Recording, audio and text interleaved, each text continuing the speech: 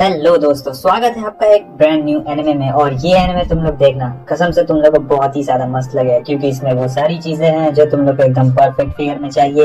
एक over powered protagonist, साथ ही साथ एक बहुत ही ज्यादा मजेदार मजेदार सीन्स भी हैं। तो तुम लोग इसे पूरा देखना और कमेंट करके बताना पूरा देखने में कैसा लगा। सो एपिसोड की शुरुआत में हमें हमारे मेन कैरेक्टर तोमा को दिखाया जाता है, जो भाग रहा होता है कुछ बुरे लोगों से, और यहाँ पर बहुत सारे बुरे लोग उसके पीछे पड़े हुए रहते हैं। असल में बात ये रहती है कि जब वो रेस्टोरेंट में जाता है, ऐसे ही अकेले रहता है, कोई भी इसका साथी नहीं रहता है, तब देखता है कि वहाँ पर एक जो बदमाश बच्चा रहता है वो एक लड़की को परेशान कर रहा था, और हीरो बन जाता है हमारा तोमा वहाँ पर। लेकिन हीरो बनने के चक्कर में ये रहता है कि वो बदमाश अकेला नहीं था, उसका पूरा एक झुंड वहाँ पर था। तो अब यहाँ पर इसे भागना पड़ रहा होता है, नहीं तो ये लोग उसे कूद डालेंगे। अब थोड़ी देर के बाद हमें ये दिखाया जाता है कि भागते भागते तोमा काफी ज्यादा दूर आ चुका रहता है एक ब्रिज के ऊपर, और कह रहा होता है कि हाँ, इतनी दूर आ गया हूँ, हो सकता है कि उन लोगों ने गिव अप कर दिया हो। तभी हमें उसी लड़की को दिखाया जाता है जिसे बदमाश परेशान कर रहा था। तोमा उसे कहता है, तुम ठीक तो हो ना? ये कहती कि हाँ मैं तो ठीक हूँ, खैर तुम अपना बताओ, तुम ठीक हो या फिर नहीं हो?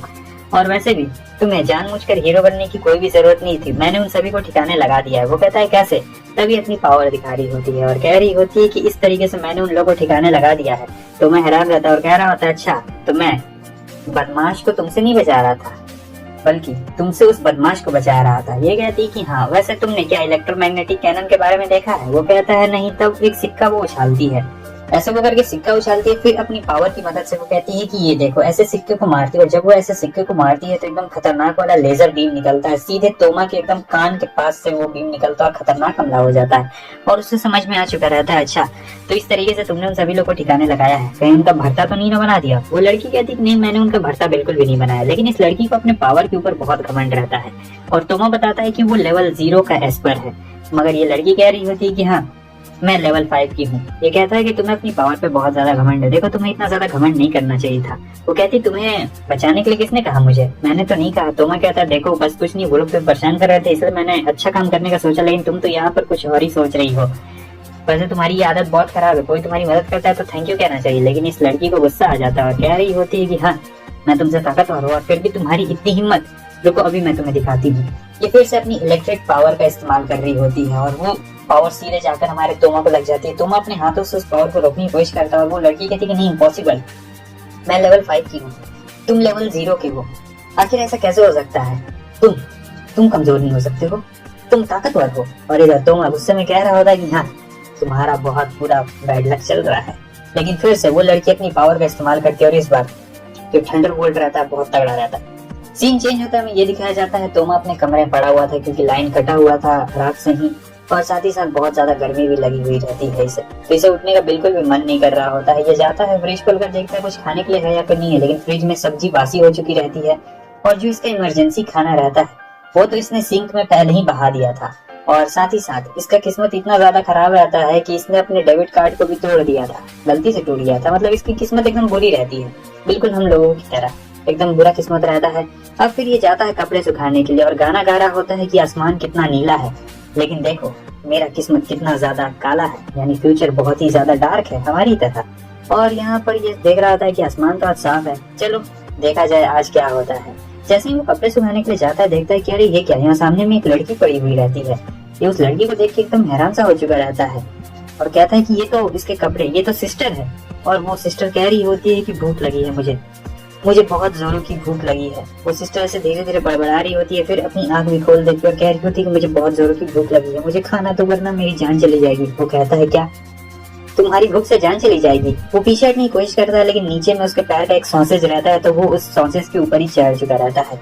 और इधर वो सिस्टर कह रही होती है कि मुझे बहुत जोर से भूख लगी है, मैं एक कदम भी नहीं चल सकती हूँ। वो कहता है अच्छा तो ये बात है, ठीक है मैं तुम्हें खाने के लिए खाना दे देता हूँ। लेकिन यहाँ पर जो पैर के नीचे उसका सॉसेज रहता है वही सॉसेज दिखा रहा होता है, और कहता है कि ये लो खाने के लिए। लेकिन वो सॉसेज की जगह उसका पूरा हाथ ही खा लेती है सॉसेज के साथ, और काफी ज्यादा खुश रहती है। सीन चेंज होता है, अब वो उसे सारे वेजिटेबल्स खिला रहा होता है।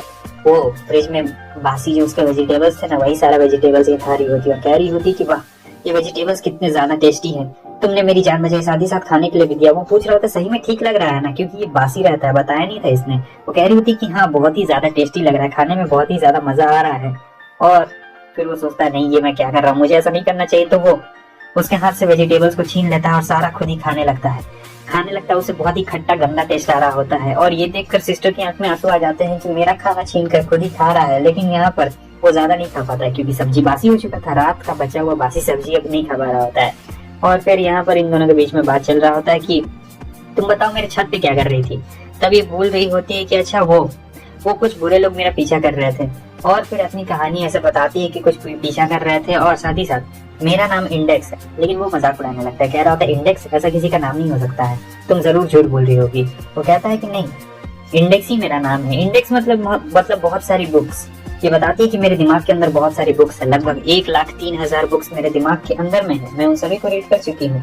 लेकिन ये कह रहा होता है क्या बकवास की बात है, यहाँ पर मजाक नहीं उड़ा रहा होता है, सच ही कह रहा होता है क्योंकि ऐसा करना बिल्कुल नामुमकिन रहता है। और फिर वो कह रही होती है कि तुम्हें मुझ पर बिल्कुल भी यकीन नहीं है क्या। वो कहता है कि बिल्कुल भी यकीन नहीं है, तुम जापान की तो नहीं लगती हो। वो कहती है कि हाँ मैं जापान की नहीं हूँ, मैं एक फॉरेनर ही हूँ एक तरीके से, तुम ये भी समझ सकते हो। और तुम मेरा मजाक उड़ाने की कोशिश कर रहे हो। तो मैं कहता है कि नहीं, मजाक उड़ाने की कोशिश नहीं कर रहा हूँ।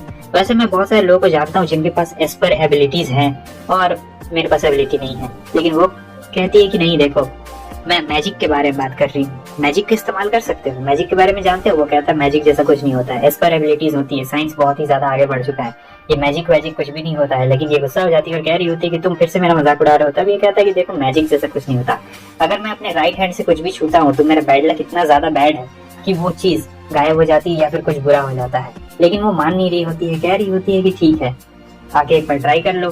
तब ये बताती है कि देखो मेरा ये जो कपड़ा है ये स्पेशल कपड़ा बना हुआ है, भले मैं इस पे कुछ भी मार दूं इस पे कोई फर्क नहीं पड़ेगा। लेकिन वो उसकी बात नहीं मान रहा था। तब वो दौड़कर किचन में जाती है और वहां से चाकू निकाल लेती है, कह रही होती है कि ये देखो, अगर मैं इसे अपने कपड़े में मारूं तो देखना मुझे कुछ भी नहीं होने वाला है, या फिर तुम ही मार सकते हो। तो मैं कहता मैं तो फिर मारूं चाकू से। वो कहती है कि हाँ क्यों नहीं। वो मारता तो नहीं है लेकिन सीधे आकर अपनी एबिलिटी का इस्तेमाल करता है, इसे टच कर देता है। सिस्टर काफी खुश हो रही होती है, कहती है कि हाँ देखा कुछ भी नहीं हुआ है। लेकिन कुछ 2 सेकंड के बाद ही हमें ये दिखाया जाता है कि उसके कपड़े के चित्रे उड़ चुके रहते हैं और यहाँ पर इंडेक्स को पता भी नहीं रहता है। और यहाँ पर इसकी हंसी देखकर तो आप समझ ही चुके होंगे कि क्या देख लिया इसने। फिर वो जोर से चिल्लाती है और अब यहाँ पर दोनों का मूड खराब हो चुका रहता है। लेकिन तोमो उसे समझाने की कोशिश कर रहा होता है, देखा मैंने तुमसे पहले ही कहा था ये मेरा बैड लक है, इतना ज्यादा बुरा बैड लक है कि क्या ही बताऊं मैं तुम्हें। वो उसे घड़ी से मारती है और कहती है आखिर ये सब करने के बावजूद तुम मुझसे ऐसे बात कैसे कर सकते हो अच्छी तरीके से। ये कहता है अरे वो सब मैंने गलती से कर दिया, वो वैसे मैंने तुम्हें समझाने की कोशिश की थी। और सोच रहा होता है मेरी एस्पर एबिलिटीज इसके ऊपर काम कर गई, इसका मतलब ये है कि ये भी एक एस्पर एबिलिटी वाली यूजर है। लेकिन यहाँ पर इसने अपने कपड़े दोबारा से सिल लिए रहते हैं और बता रही होती है ठीक है अब मेरा जाने का वक्त आ चुका है। वो कहता है क्या तुम यहाँ रहोगी या फिर जाओगी। वो कहती है कि मैं जा रही हूँ क्योंकि अगर मैं यहाँ पर रही तो वो बुरे लोग यहाँ पर भी आ जाएंगे और वो अगर यहाँ आए तो तुम्हारे लिए मुसीबत हो जाएगी। वो उसे रोकने की कोशिश करता है और कुछ कहने वाला रहता है, लेकिन गलती से ये होता है कि उसका फोन नीचे गिरता है और वो अपने फोन के ऊपर ही चढ़कर फोन तोड़ डालता है। तो वो हंसने लगती है और कह रही होती है कोई बात नहीं, मुझे ऐसा लगता है कि तुम्हारा ये जो राइट हैंड जो तुम्हारा बैड लक है अगर ये एयर के कांटेक्ट में आएगा तब तुम्हारी जिंदगी नर्क से बदतर हो जाएगी, बहुत ज्यादा बदतर हो जाएगी। वो कह रहा होता है तो अब मैं क्या करूं, मेरा इतना ज्यादा मिसफॉर्च्यून है कि मैं क्या ही बताऊं, मेरे दुश्मन भी रोते हैं। वो कहती है चिंता मत करो, ज्यादा कुछ नहीं होने वाला है, तुम्हारी कब्र खुद जाएगी और कुछ भी नहीं। साथ ही साथ वो भी उसका मजाक उड़ा रही होती है और बोलती है कि मेरे पास भी माना नहीं है, मैं भी मैजिक का इस्तेमाल नहीं कर सकती हूँ, ठीक है। और फिर एक प्यारी सी स्माइल देकर वो वहां से जाने लगती है। कहती है कि अगर मुझे कभी जरूरत पड़ी तो मैं यहाँ वापस जरूर आऊंगी, या फिर मुझे भूख लगी तो। वो कहता है हाँ क्यों नहीं। अब हमें इस शहर के बारे में बताया जाता है। शहर का नाम रहता है एकेडमी सिटी। एकेडमी सिटी में 2.3 मिलियन की पॉपुलेशन रहती है जिसमें से 80% स्टूडेंट्स रहते हैं। यहाँ चारों तरफ बस स्टूडेंट्स का ही माहौल रहता है और पूरा स्कूल से भरा पड़ा रहता है। यहाँ आज इसका एक्स्ट्रा क्लास रहता है और एक्स्ट्रा क्लास में ये उसकी टीचर रहती है जो कि एक लोली रहती है और बोल रही होती है ठीक है आज तुम लोग मैं सिखाऊंगी। और ये जो बंदा रहता है ब्लू कलर बाल वाला, इसे ये लोली टीचर बहुत ही ज्यादा पसंद आती है। साथ ही साथ ये हमारे तोमा को टॉन्ट मार रहा होता है कि देखो वो लोली तुम्हें पसंद करती है, टीचर तुम्हें बहुत ज्यादा पसंद करती है, और ऐसे ऐसे करके डांस कर रहा होता है। और उन्हें बातें सुनकर टीचर कह रही होती है कि हाँ तुम लोग ज्यादा मजाक मत किया करो, समझे, अगली बार से मैंने आवाज सुनी तो तुम लोग की गोटियां निकाल के गोटे खेलूंगी उन सभी चीजों के साथ, ठीक है अब चलो पढ़ाई करो। लेकिन यहाँ जो हमारा तोमा रहता है वो इंडेक्स के बारे में ही सोच रहा होता है। उसे फिक्र हो रही थी कि आखिर इंडेक्स कहाँ गई होगी, उसे तो पता भी नहीं है, अचानक से वो उसके घर आ गई थी, साथ ही साथ उसकी हालत खराब थी। लेकिन जो भी कहो लड़की क्यूट थी, अगर वो रहती तो मैं ज्यादा बुरा नहीं मानता क्योंकि मैं भी घर में अकेला ही रहता हूँ। और यहाँ पर वो लोग कह रहे होते हैं कि अरे देखो तुम्हें ही तो बुला रही है टीचर, और साथ ही साथ वो लोग कहते हैं कि देखिए बाहर की लड़कियों को देख रहा है, तब टीचर की आंखों में आंसू आ जाते हैं और सभी लोग उसे ही देखने लगते, कह रहे होते हैं कि देखो ये कितना बुरा है। इसने प्यारी टीचर को रुला डाला। अब शाम हो चुका रहता है। शाम में अनाउंसमेंट होता है कि स्टूडेंट स्कूल से सीधा घर जाए क्योंकि खतरा हो सकता है। तब वो घर जा रहा होता है, तब तक उसे ये लड़की वापस से मिल चुकी रहती है। कह रही होती कि जरा मेरी बात तो सुनो, लेकिन वो कहता है अच्छा तुम यहाँ पर क्या कर रही हो शॉकर। वो इसे शॉकर बुलाता है क्योंकि पहले दिन ही मिलकर इसने बहुत ज्यादा शॉक जो दे दिया रहता है उसे। शॉकर उसे कह रही होती कि मेरा नाम शॉकर नहीं है, मेरा नाम मिकोटो है, तुम मुझे मिकोटो बुला सकते हो। वो गुस्सा हो जाता है और फिर ये भी गुस्सा हो जाती है। साथ ही साथ वो थोड़ा सा अपना पैर मारती है, जमीन पे इलेक्ट्रिक शॉक देती है। सभी लोगों के सेलफोन्स बंद हो जाते हैं। साथ ही साथ ये जो क्लीनिंग मशीन्स रहते हैं ये भी बंद हो जाते हैं। वो कह रहा होता है कि अरे अरे आराम से, तुम ऐसा क्यों कर रही हो। फिर वो गुस्सा करने लगती है और कह रही होती है कि तुम ये सब तुम्हारी वजह से हुआ है। उस दिन वो सारी चीजें, वो कहता है तुम्हें पता है तुम्हारे उस थंडरबोल्ट की वजह से मेरे घर की लाइट चली गई थी, साथ ही साथ मेरा फ्रिज बंद हो गया, मेरा खाना भी खराब हो गया और क्या क्या मुझे सहना पड़ा। वो कहती है अच्छा ऐसी बात है। दोनों ने अभी तक एक दूसरे को हिट नहीं किया रहता है, तो दोनों के बीच में टाई हो जाता है। अभी तक दोनों ने किसी एक दूसरे को मारा नहीं रहता है। तो वो कहती है ठीक है टाई रहा, लेकिन तोमा कहता है नहीं जाओ, तुम जीत गई। वैसे भी मुझे तुमसे लड़ने का बिल्कुल भी शौक नहीं है, अब मैं यहाँ से चलता हूँ। पता नहीं क्या हो रहा है। सुबह में वो सिस्टर मिल गई और अभी शाम में ये शॉकर मिल गई। फिर ये जाता है अपने अपार्टमेंट में, ऐसे ही खुश रहता है क्योंकि कुछ करने लायक रहता ही नहीं है। तब देखता है कि जो साफ सफाई करने वाले रोबोट्स हैं वो इसके घर के आगे क्या कर रहे हैं, मतलब उसके कमरे के आगे। तब वो ध्यान से देखता है तो उसे इंडेक्स दिखाई देती है। उसे लग रहा होता है कि इंडेक्स यहाँ पर सो क्यों गई है, क्योंकि वो जो क्लीनिंग मशीन है उसे उठा कर ले जाएंगे, साफ करके कचरा में डाल देंगे। तो वो जाता है उसके पास और कह रहा होता है कि इंडेक्स यहाँ पर तुम क्या कर रही हो, देखो यहाँ पर लेटना बिल्कुल भी अच्छी बात नहीं है। मगर वो जब उसे पलटता है तो देखता है कि इसके हाथ में पूरा खून लग चुका रहता है। वो खून से लथपथ रहती है, एकदम घबरा चुका रहता है। कह रहा होता है कि इंडेक्स आखिर ये तुम्हारे साथ क्या हुआ, क्या हुआ है, उठो, किसने किया है ये तुम्हारे साथ। तब पीछे से एक आवाज आती है कि हाँ ये मैंने किया है इसके साथ। हमें एक बंदे को दिखाया जाता है जिसे स्टिचेस पड़े हुए रहते हैं, साथ ही साथ बहुत ज्यादा खूंखार रहता है। इसने पियर्सिंग भी कराई रखी होती है, काफी ज्यादा तगड़ा और लंबा चौड़ा ये बंदा रहता है। कह रहा होता है कि हम मैजिशियंस ने इसके साथ ये काम किया है, बोलो क्या तुम भी इसके साथ हो। और उसे देखने के बाद तोमा बहुत ही ज्यादा यहाँ पर डर चुका रहता है। तो दोस्तों बस इसी के साथ साथ हमारा ये फर्स्ट एपिसोड यहीं पे खत्म होता है। हमारा जो मेन कैरेक्टर है बैड लक उसके साथ रहता है, लेकिन ये बहुत ही ज्यादा ओवर पावर्ड कैरेक्टर है इसी की वजह से। अब आगे क्या होगा ये तो आपको पता चलेगा बाद में ही, लेकिन अगर आपको सेकंड एपिसोड चाहिए तो इसके लिए आपको 100 लाइक्स करने पड़ेंगे। और कमेंट करके यार पक्का बता देना तुम लोग को ये कैसा लगा। ठीक है, फिर मिलते हैं नेक्स्ट एपिसोड में। फर्स्ट एपिसोड को आपने बहुत ज्यादा प्यार दिया है और तुरंत लाइक्स भी कंप्लीट करवा दिए हैं, तो ये वाला सेकंड एपिसोड, इसमें 200 लाइक्स का टारगेट हो। अगर आपको थर्ड एपिसोड चाहिए तो वीडियो शुरू होने से पहले ही तुम लोग 200 लाइक्स का टारगेट पूरा कर दो। और ठीक है, चलिए अब बिना किसी देरी के अपने इस एपिसोड को भी शुरू किया जाए। तो जैसा कि पिछले एपिसोड में हमें ये दिखाया जाता है कि टॉमा जाता है और वो इंडेक्स को देखता है कि ऐसे गिरी पड़ी रहती है। वो पूछता है किसने किया। तब तक पीछे से एक बंदा आता है और कहता है कि हम मैजिशियंस ने ये सब इसके साथ किया है, और आखिर ये यहाँ पर क्यों वापस आई है। लगता है यहाँ पर ये कुछ भूल गई होगी। तब टॉमा को याद आ रहा होता है कि कैसे इंडेक्स ने उससे कहा था क्या तुम नर्क तक भी मेरा साथ दोगे, और उसकी हालत अभी बहुत ही ज्यादा खराब रहती है। वो मैजिशियन कह रहा होता है देखो देखो कितनी ज्यादा बुरी हालत है। टॉमा एकदम घबरा सा गया रहता है क्योंकि खून पूरा एकदम चारों तरफ रहता है और कह रहा होता है कि क्यों, आखिर तुमने ऐसा क्यों किया, ऐसा करने की क्या जरूरत थी। तब ये मैजिशियन बता रहा होता है कि देखो मैंने इसके साथ ये सब नहीं किया है, ये सब तो किसी और ने इसके साथ किया है। तो टॉमा कहता है तुम्हें क्या लगता है मैं इन फेरी टेल वाली कहानियों पर भरोसा करूंगा, ये मैजिक और ये सब, भले तुम अच्छे हो या फिर बुरे हो, लेकिन तुमने इसके साथ जो भी किया ये तुमने बिल्कुल भी अच्छा नहीं किया। मैं तुम्हें नहीं छोड़ने वाला हूँ, मैं तुम्हें बिल्कुल भी नहीं छोड़ने वाला हूँ। लेकिन वो मैजिशियन बस खड़ा रहता है और कह रहा होता है कि हाँ मुझे वो चीज़ रिकवर करनी है, और जब तक मैं वो चीज़ रिकवर ना कर लूँ तब तक मैं जाने वाला नहीं। टॉमा कहता है क्या रिकवर करना चाहते हो। तभी मैजिशियन बताता है कि मुझे वो बुक रिकवर करनी है, वो 1,03,000 ग्रीमोर जो बुक इसके पास है, मुझे वो रिकवर करनी है। टॉमा कह रहा होता है कि कहाँ पर है वो, मुझे तो कहीं नहीं दिखाई दे रही है। मैजिशियन कहता है वो सारी चीजें उसके दिमाग में है, मुझे उसका दिमाग चाहिए, क्योंकि अगर वो किसी गलत हाथों में पड़ गई तो बहुत ज्यादा ही मुसीबत हो जाएगी, क्योंकि उन बुक्स के अंदर बहुत ज्यादा पावर है। भले ही इसके पास कोई भी मैजिकल पावर ना हो, लेकिन इसके दिमाग के अंदर जो बुक्स हैं उनके अंदर इतनी ज्यादा पावर है कि ये पूरी दुनिया को तबाह कर सकती है। ये पूरा बुक्स यानी एकदम लाइब्रेरी का खदान है इसके अंदर, और वैसे भी इसके पास कोई एबिलिटी नहीं है, तो इससे डरने की कोई भी जरूरत नहीं है। अब हट जाओ हमारे रास्ते से, क्योंकि हम लोग इसे प्रोटेक्ट करना चाहते हैं और हम नहीं चाहते हैं कि ये किसी गलत हाथों में पड़े, इसलिए मैं तुम सभी कह रहा हूँ बच्चे हट जाओ। लेकिन टॉमा हटता नहीं है, वो एक ही जगह पे डटा हुआ रहता है और ये कह रहा होता है अच्छा लगता है तुम्हें, बहुत ज्यादा ही भरोसा है, तुम इस लड़की को क्यों बचाना चाहते हो। कहता है क्योंकि मैं इसे बचाना चाहता हूँ। और फिर आता है एक जोरदार पंच मारने के लिए और कहता है कि तुम अपने आप को समझते क्या हो, लेकिन वो मैजिशियन बच जाता है। फिर वो मैजिशियन कहता है कि अरे हाँ मैंने तो अपना इंट्रोडक्शन दिया ही नहीं, फिर ये अपना नाम बता रहा होता है जो कि एक अलग लैंग्वेज में होता है। साथ ही साथ अपना मैजिकल नेम भी बताता है, मतलब मैजिकल नेम में अगर इसका लिया जाए तो ये मर्डरर कहलाएगा मैजिकल नेम। और फिर बता रहा होता है कि देखो ये रहा मेरा मैजिक एलिमेंट जो कि फायर रहता है और ये आग बहुत ही ज़्यादा तगड़ी रहती है। पहली बार यहाँ पर टॉमा ने मैजिक देखा रहता है क्योंकि ये साइंस का इस्तेमाल करता था। इनका पावर जो एस्पर रहता है वो लोग साइंस का इस्तेमाल करते हैं, लेकिन मैजिक इन लोगों ने पहली बार देखा है और इसे यकीन हो रहा होता है कि ये सुपर नेचुरल पावर्स ये सच है। इतने सारे एस्पर्स है लेकिन मैंने आज तक ऐसी पावर नहीं देखी है। और ये बता रहा होता है मैजिशियन कि ये हमारा इनबॉर्न गिफ्ट है। फिर देता है एक जोरदार हमला टॉमा के ऊपर और स्टाइल मारते हुए कह रहा होता है ओह लगता है मैंने कुछ ज्यादा कर दिया, खैर इससे कोई फर्क भी नहीं पड़ता है। वैसे भी भले ये चीज कितनी बार क्यों ना हो लेकिन जीतने वाला तो मैं ही हूँ, इससे कोई फर्क नहीं पड़ता भले पावर कम हुई या ज्यादा। लेकिन वो टॉमा को देखता और हैरान हो जाता है। टॉमा कहता है तुमने क्या कहा? भले तुम कितनी बार भी मुझ पर वार करो जीतोगे तुम ही। एक बार बोलने से पहले फिर से सोच लो क्योंकि तुम्हारा बैड लक बहुत ही ज्यादा बुरा चल रहा है।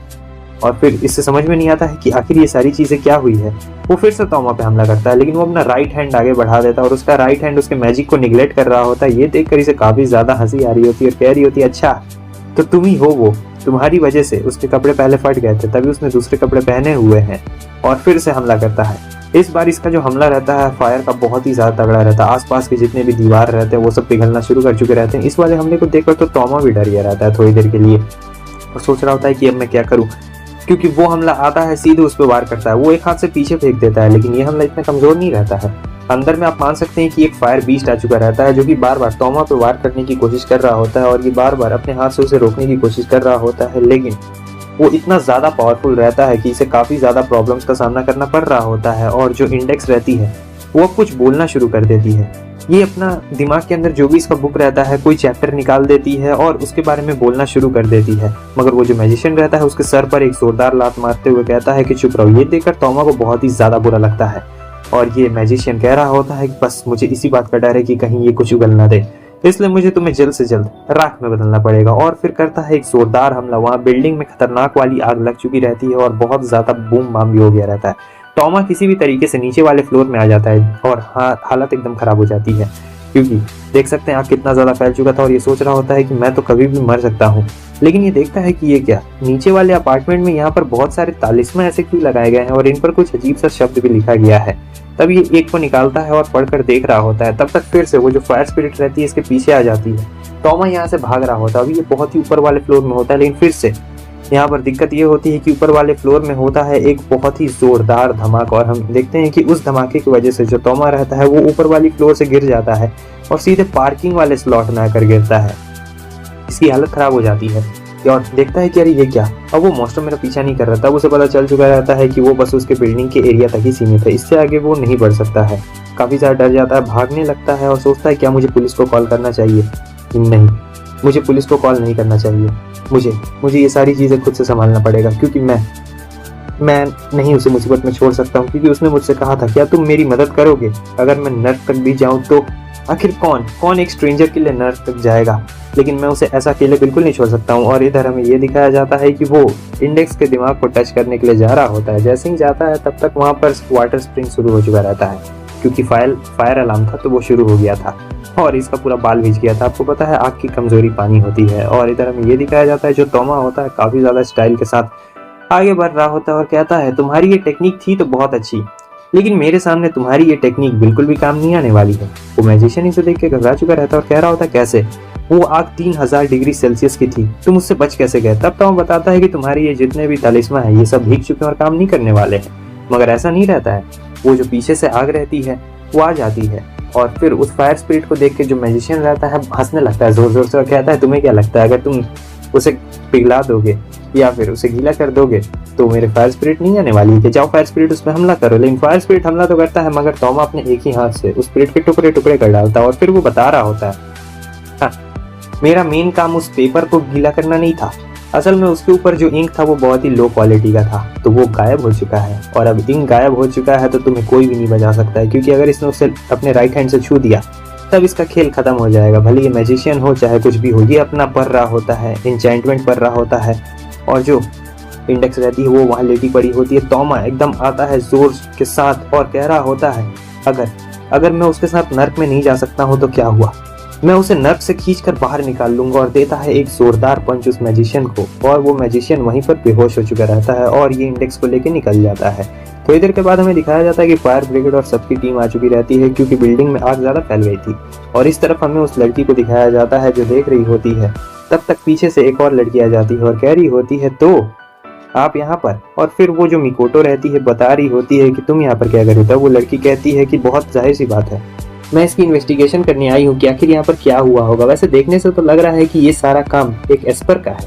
इधर दूसरी तरफ हमें तोमा को दिखाया जाता है जो इंडेक्स को लेके आ चुका रहता है और सोचता है कि मुझे इसे हॉस्पिटल ले जाना पड़ेगा, लेकिन इस शहर में सभी लोगों के पास एक आईडी है और इंडेक्स के पास तो आईडी भी नहीं है। अगर ये लेके जाएगा तो बहुत ज़्यादा ही प्रॉब्लम क्रिएट हो जाएगी। और फिर वो बता रही होती है कि ज़्यादा कुछ नहीं करना है, बस ब्लीडिंग को रोकना है, मैं ठीक हो जाऊंगी। लेकिन वो कह रहा होता है कि नहीं, क्या तुम्हारे पास कोई मैजिक नहीं है 1,03,000 बुक में से? क्या तुम्हारे पास कोई ऐसा नहीं है हीलिंग मैजिक? वो बताती है मैजिक तो है, लेकिन अगर मैं स्पेल बता भी दूं तुम्हें तो तुम उस स्पेल का इस्तेमाल नहीं कर पाओगे, क्योंकि तुम्हारे पास एक ऐसी एबिलिटी है जो हर मैजिक को निगलेक्ट करती है। और फिर सब अफसोस हो रहा था कि क्यों ऐसा, इसलिए कि मैं एक एस्पर हूँ। और फिर वो बताती है कि देखो, इसमें बुरा मानने वाली कोई भी बात नहीं है, क्योंकि बहुत सारे ऐसे लोग हैं जो इस्तेमाल नहीं कर सकते हैं, एस्पर नहीं है, इसीलिए उन लोगों ने मैजिक का इस्तेमाल किया है। किसी ऐसे को ढूंढना पड़ेगा जो मतलब है तो, लेकिन वो मैच इस्तेमाल नहीं कर सकता, उसके पास कोई एबिलिटी ना हो, वैसे बंदे को ढूंढना पड़ेगा। अब ये कहाँ से वैसे बंदे को ढूंढे? तब उसे याद आता है अपनी टीचर के बारे में, और फिर वो अपने टीचर के घर चला जाता है। दरवाजा खटखटा रहा होता है लेकिन खोलती नहीं है, तो देता है दरवाजा पे जोरदार लात और कहता है कि उठ जाओ, सो मत अभी। और फिर इसकी जो टीचर रहती है दरवाजा खोल देती, कह रही होती है, कह रहे तोमा तुम इतनी रात में यहाँ पर क्या कर रहे हो? तब वो बताता है कि सिस्टर की हालत खराब है और अभी आपसे बेहतर कोई भी नहीं है। वो आ जाता है तो देखता है इसकी टीचर पूरा एकदम फूक के रहती है और साथ ही साथ पूरा बियर का बोतल भी रहता है। वो कहती है मुझे माफ करना, और फिर वो रख देता है सिस्टर को, यानी इंडेक्स को। सिस्टर कह रहा होता है उसके सामने और बता रहा होता है कि इसकी हालत बहुत ज़्यादा ख़राब है, प्लीज़ आप ही हैं जो अभी इसे बचा सकती है, क्योंकि टीचर के पास भी कोई एबिलिटी नहीं रहती है। और इधर इंडेक्स अपना इंचेंटमेंट पढ़ना शुरू करती है हीलिंग मैजिक का, और वो क्या क्या बोल रही होती है किसी को कुछ भी समझ में नहीं आ रहा होता है। तोमा कह रहा होता है तुम ठीक तो हो ना? हालांकि उसकी पावर बहुत ही ज़्यादा कम रहती है। और टीचर कह रही होती है कि आखिर इसे क्या हो गया है और ये क्या कर रही है। वो कहता है कि आपको इसका ख्याल रखना पड़ेगा, मैं जाता हूँ और एम्बुलेंस को बुलाकर ले आता हूँ। वो कहती है कि ठीक है, मगर इसकी हालत काफ़ी ख़राब है। वो कहता है कि आप चिंता बिल्कुल भी मत करिए, मैं तुरंत ही आ जाऊँगा। और फिर वो इंडेक्स से पूछ रहा होता है क्या कुछ और? इंडेक्स बताती है कि तुम इस कमरे से चले जाओ, क्योंकि जब तक तुम इस कमरे में रहोगे मेरा मैजिक काम नहीं करने वाला है और मैं काफ़ी ज़्यादा कमज़ोर पड़ जाऊँगी। फिर ये टीचर को कहता है ठीक है टीचर, मैं जाता हूँ, आप इसका ख्याल रखिएगा। टीचर कहती है कि फ़ोन, लेकिन वो चला जा चुका रहता है और सोच रहा होता है कि आखिर इंडेक्स ने क्यों कहा कि तुम यहाँ से चले जाओ, अगर तुम नहीं जाओगे तब मेरा मैजिक काम नहीं करेगा। ये जा रहा होता है एम्बुलेंस को कॉल करने के लिए और फिर तुरंत ही भागना शुरू करता है। और इधर हमें दूर में एक लड़की को दिखाया जाता है जिसके हाथ में कटाना रहता है। तो दोस्तों अभी आगे बहुत बाकी है, तुम लोग लाइक्स कर देना 200 लाइक्स, और साथ ही साथ कमेंट कर देना और शेयर भी कर देना दोस्तों के साथ। एपिसोड की शुरुआत में हमें ये दिखाया जाता है जो इंडेक्स थी वो ऐसे पड़ी हुई रहती है और वो टीचर को कह रही होती कि अभी टाइम कितना हुआ है। टीचर उसे टाइम बताती है और साथ ही साथ आज का डेट भी बताती है। तब इंडेक्स उससे पूछती है कि तुम्हारे कमरे में तो कोई घड़ी भी नहीं है, फिर तुमने कैसे बताया? तब टीचर बताती है कि मुझे इसकी प्रैक्टिस है बहुत पहले से ही। और फिर इंडेक्स यहाँ पर अपनी बुक की शक्तियों का इस्तेमाल कर रही होती है और तारे को देखकर बताती है कि तुम 0.053 सेकेंड्स लेट हो। इसका मतलब बहुत ही ज़्यादा कम सेकंड के लिए लेट हो। और फिर वो दोनों टाइमिंग का बातचीत करते हैं, असली में जाकर वो घड़ी का टाइम देख लेती है। तो इंडेक्स अचानक से खड़ी हो जाती है। टीचर उसे कह रही होती है कि क्या कर रही हो तुम ठीक तो हो ना? इंडेक्स कहती है कि देखो मेरे पास यही एक रास्ता है। वो अपने ब्लड से ही वहाँ पर एक सर्कल बनाती है और कहती है कि मैं तुम्हें मैजिक दिखाती हूँ। और वो टीचर कहती है कि रुको मैं एम्बुलेंस बुलाती हूँ, लेकिन वो कहती है देखो ये जो तुम एम्बुलेंस बोल रही हो मुझे समझ में नहीं आ रहा है ये एम्बुलेंस क्या है, लेकिन मेरी जो कंडीशन है वो ये एम्बुलेंस ठीक नहीं कर सकती है, मुझे जल्द से जल्द इसे ठीक करना पड़ेगा, इसके लिए मुझे आपकी ज़रूरत पड़ेगी। टीचर तुरंत ही मान चुकी रहती है और टीचर कहती है कि ये तुम क्या करने जा रही हो? तब वो बताती है कि अभी मैं आपको मैजिक दिखाने जा रही हूँ। वो लोग ऐसे बैठ जाते हैं और टेबल पे कुछ सामान रख देते हैं। असल में ये पूरे कमरे का नक्शा बन चुका रहता है और जो छोटी छोटी जितनी भी चीज़ें रहती है वो कमरे के हर एक चीज़ को दर्शा रही होती है। इस तरफ टीचर कहती है कि ये सब क्या है, इंडेक्स उन्हें बताती है और साथ ही साथ ये भी बोलती है कि जैसा मैं बोलूँगी वैसा आपको बोलना है। अब वो दोनों एक ही सुर ताल में बोल रहे होते हैं। ये असल में एक म्यूजिक रहता है जिसमें ज़्यादा कुछ नहीं रहता है। और फिर वो बोलती है कि हमें एंजल को यहाँ पर प्रकट करना है। तो जब वो लोग ये मैजिक वर्ड बोल रहे होते हैं तब ये पूरा रूम एकदम हिलने लगता है। टीचर को कुछ समझ नहीं आता है। इंडेक्स बताती है कि हम लोग यहाँ पर एंजल को लाने वाले हैं, क्रिएट करने वाले हैं। और सही में सही में वहाँ पर एक एंजल आ चुकी रहती है, लेकिन थोड़ी देर के बाद कनेक्शन उसका टूट चुका रहता है क्योंकि ये लोग उतने ज़्यादा अच्छे नहीं रहते हैं। अब फिर से सेकेंड ट्राई में हमें ये दिखाया जाता है कि वापस से वो लोग एंजल को बुलाने की कोशिश करते हैं क्योंकि एंजल ही उसके वाउंड को ठीक कर सकती थी, और सेकेंड बारी में यहाँ पर एंजल आ चुकी रहती है और फिर एंजल गायब हो जाती है। थोड़ी देर के बाद हमें ये दिखाया जाता है कि इसकी तबीयत पूरी ठीक हो चुकी रहती है, इसके वाउंड ठीक हो गए थे लेकिन ये बेहोश होने वाली थी। ऐसा इसलिए क्योंकि इसने अपनी ही पावर लगाई थी अपने आप को ठीक करने के लिए, इसलिए थोड़ा सा इससे दिक्कत हो जाता है। लेकिन अभी भी इंडेक्स को तोमा की ज़्यादा फिक्र हो रही होती है। वो पूछती है कि तोमा कहाँ पर है, वो ठीक तो हो ना। टीचर कहती है कि वो हो, तुम्हें इसकी ज़्यादा फिक्र हो रही है, लेकिन चिंता मत करो, वो ठीक होगा। और फिर ऐसे स्माइल करते हुए अब ये यहाँ पर सो चुकी रहती है। सुबह का सीन होता है, तोमा आता है और कह रहा होता है बाकी सब तो ठीक है, लेकिन टीचर और तुम दोनों का एकदम सेम कैसे हो सकता है, मतलब टीचर का पैजामा तुम्हारे अंदर कैसे आ सकता है। वो कहती है कि हाँ मैं भी यही सोच रही हूँ कि टीचर का पैजामा कैसे अंदर आ गया, क्या तुम मेरी इंसल्ट करने की कोशिश कर रहे हो। वो कहता है जैसा समझना है तुम समझ सकती हो। और फिर यहाँ पर इनकी पूरी बातचीत चल रही होती है। टीचर कहती है कि आखिर ये लड़की लगती कौन है तुम्हारी। तोमा कह रहे होता है कि नहीं सिस्टर लगती है और कुछ भी नहीं। टीचर कहती है कि देखो मुझे सारी बातें सच सच बताओ, आखिर क्या क्या हुआ है, मैं झूठ बिल्कुल भी नहीं सुनना चाहती हूँ। तब तोमा उससे कह रहा होता है कि टीचर मैं आपको एक बात बताना चाहता हूँ और मैं चाहता हूँ कि ये बात बाहर बिल्कुल भी ना जाए। तो वो कहती चिंता मत करो, मैं यहाँ की टीचर हूँ और एकेडमी सिटी में अगर कुछ भी होगा गलत होता है तो ये मेरी जिम्मेवारी है, अब बताओ। और तोमा उसे घुमा फिरा के बताने लगता है कि ऐसे ऐसी चीजें हैं। तब वो कहती है ठीक है अभी मैं जा रही हूँ, अभी मैं सामान लेने के लिए जा रही हूँ। वो कहता है मगर अभी क्यों। वो कहती है कि देखो मैं जानती हूँ कि तुम मुझसे झूठ बोल रहे हो, लेकिन जैसे मैं सामान लेके आऊंगी मैं कुछ भी झूठ नहीं सुनना चाहूंगी और तुम कुछ बहाना नहीं सोचना है। और ये कहने के बाद वो वहां से चली जाती है। अब ये दोनों बस मुंह देखते रह जाते हैं कि आखिर ये क्या हो गया, मतलब झूठ नहीं बोलना चाहिए था, सच ही बोलना चाहिए था। तोमा आराम से लेट जाता है और पूछ रहा होता है तुम अब ठीक तो हो ना। वो बता रही होती है इंडेक्स की हाँ अब मैं पहले से बेहतर महसूस कर रही हूँ और साथ ही साथ पहले से ज़्यादा अच्छा भी लग रहा है, लेकिन टीचर जो है उन्हें मेरी पावर का इस्तेमाल नहीं करना चाहिए। ऐसा इसलिए क्योंकि जिसने आज तक कभी मैजिक का इस्तेमाल नहीं किया रहता है वो एक तरीके से उसे नहीं करना चाहिए, क्योंकि असल में ऐसा दो दुनिया का कनेक्शन का बीच मिल जाता है जिससे बहुत कुछ हो जाता है। इसलिए किसी पर्सन जिसने नहीं किया है उसे नहीं करना चाहिए, आप समझ सकते हैं। अभी यहाँ पर लेट जाती है और अपने बारे में बता रही होती है कि कैसे जो बुरे लोग हैं वो इसके दिमाग के पीछे पड़े हुए हैं, क्योंकि इसके दिमाग के अंदर बहुत सारे ग्रीमोर्स यानी बुक पड़े हुए हैं। तो मैं कहता हूँ उन ग्रीमोर्स को तुम्हारे ब्रेन के अंदर फिट करने की क्या जरूरत थी, उन्हें जला देना चाहिए था। लेकिन वो कहती कि नहीं, उन्हें जलाना बिल्कुल भी अच्छी बात नहीं रहती, क्योंकि आगे आने वाले वक्त में ये बहुत ज़्यादा काम आने वाले हैं। यहाँ पर इसे सुनकर बहुत ज़्यादा गुस्सा आ रहा होता है कि आखिर कैसे उन लोगों ने इसके दिमाग में उस ग्रीमोर इतने सारे ग्रीमोर को फिट किया। और साथ ही साथ वो चिल्लाकर कह रहा होता है कि तुम्हें ये सब करने की क्या जरूरत थी, तुमने मुझे पहले ये बात बताई क्यों नहीं, आखिर तुम अकेले ही ये सब क्यों सहती रही। इंडेक्स कह रही होती मैंने तुम्हें पहले ये बात इसलिए नहीं बताई क्योंकि मुझे लगा कि तुम मुझसे नाराज हो जाओगे। फिर वो चिल्ला के कह रहा होता है तो क्या, अभी तुम मुझे ये सारी बातें बता रही हो तो क्या मैं आपसे नाराज नहीं होने वाला हूँ तुमसे।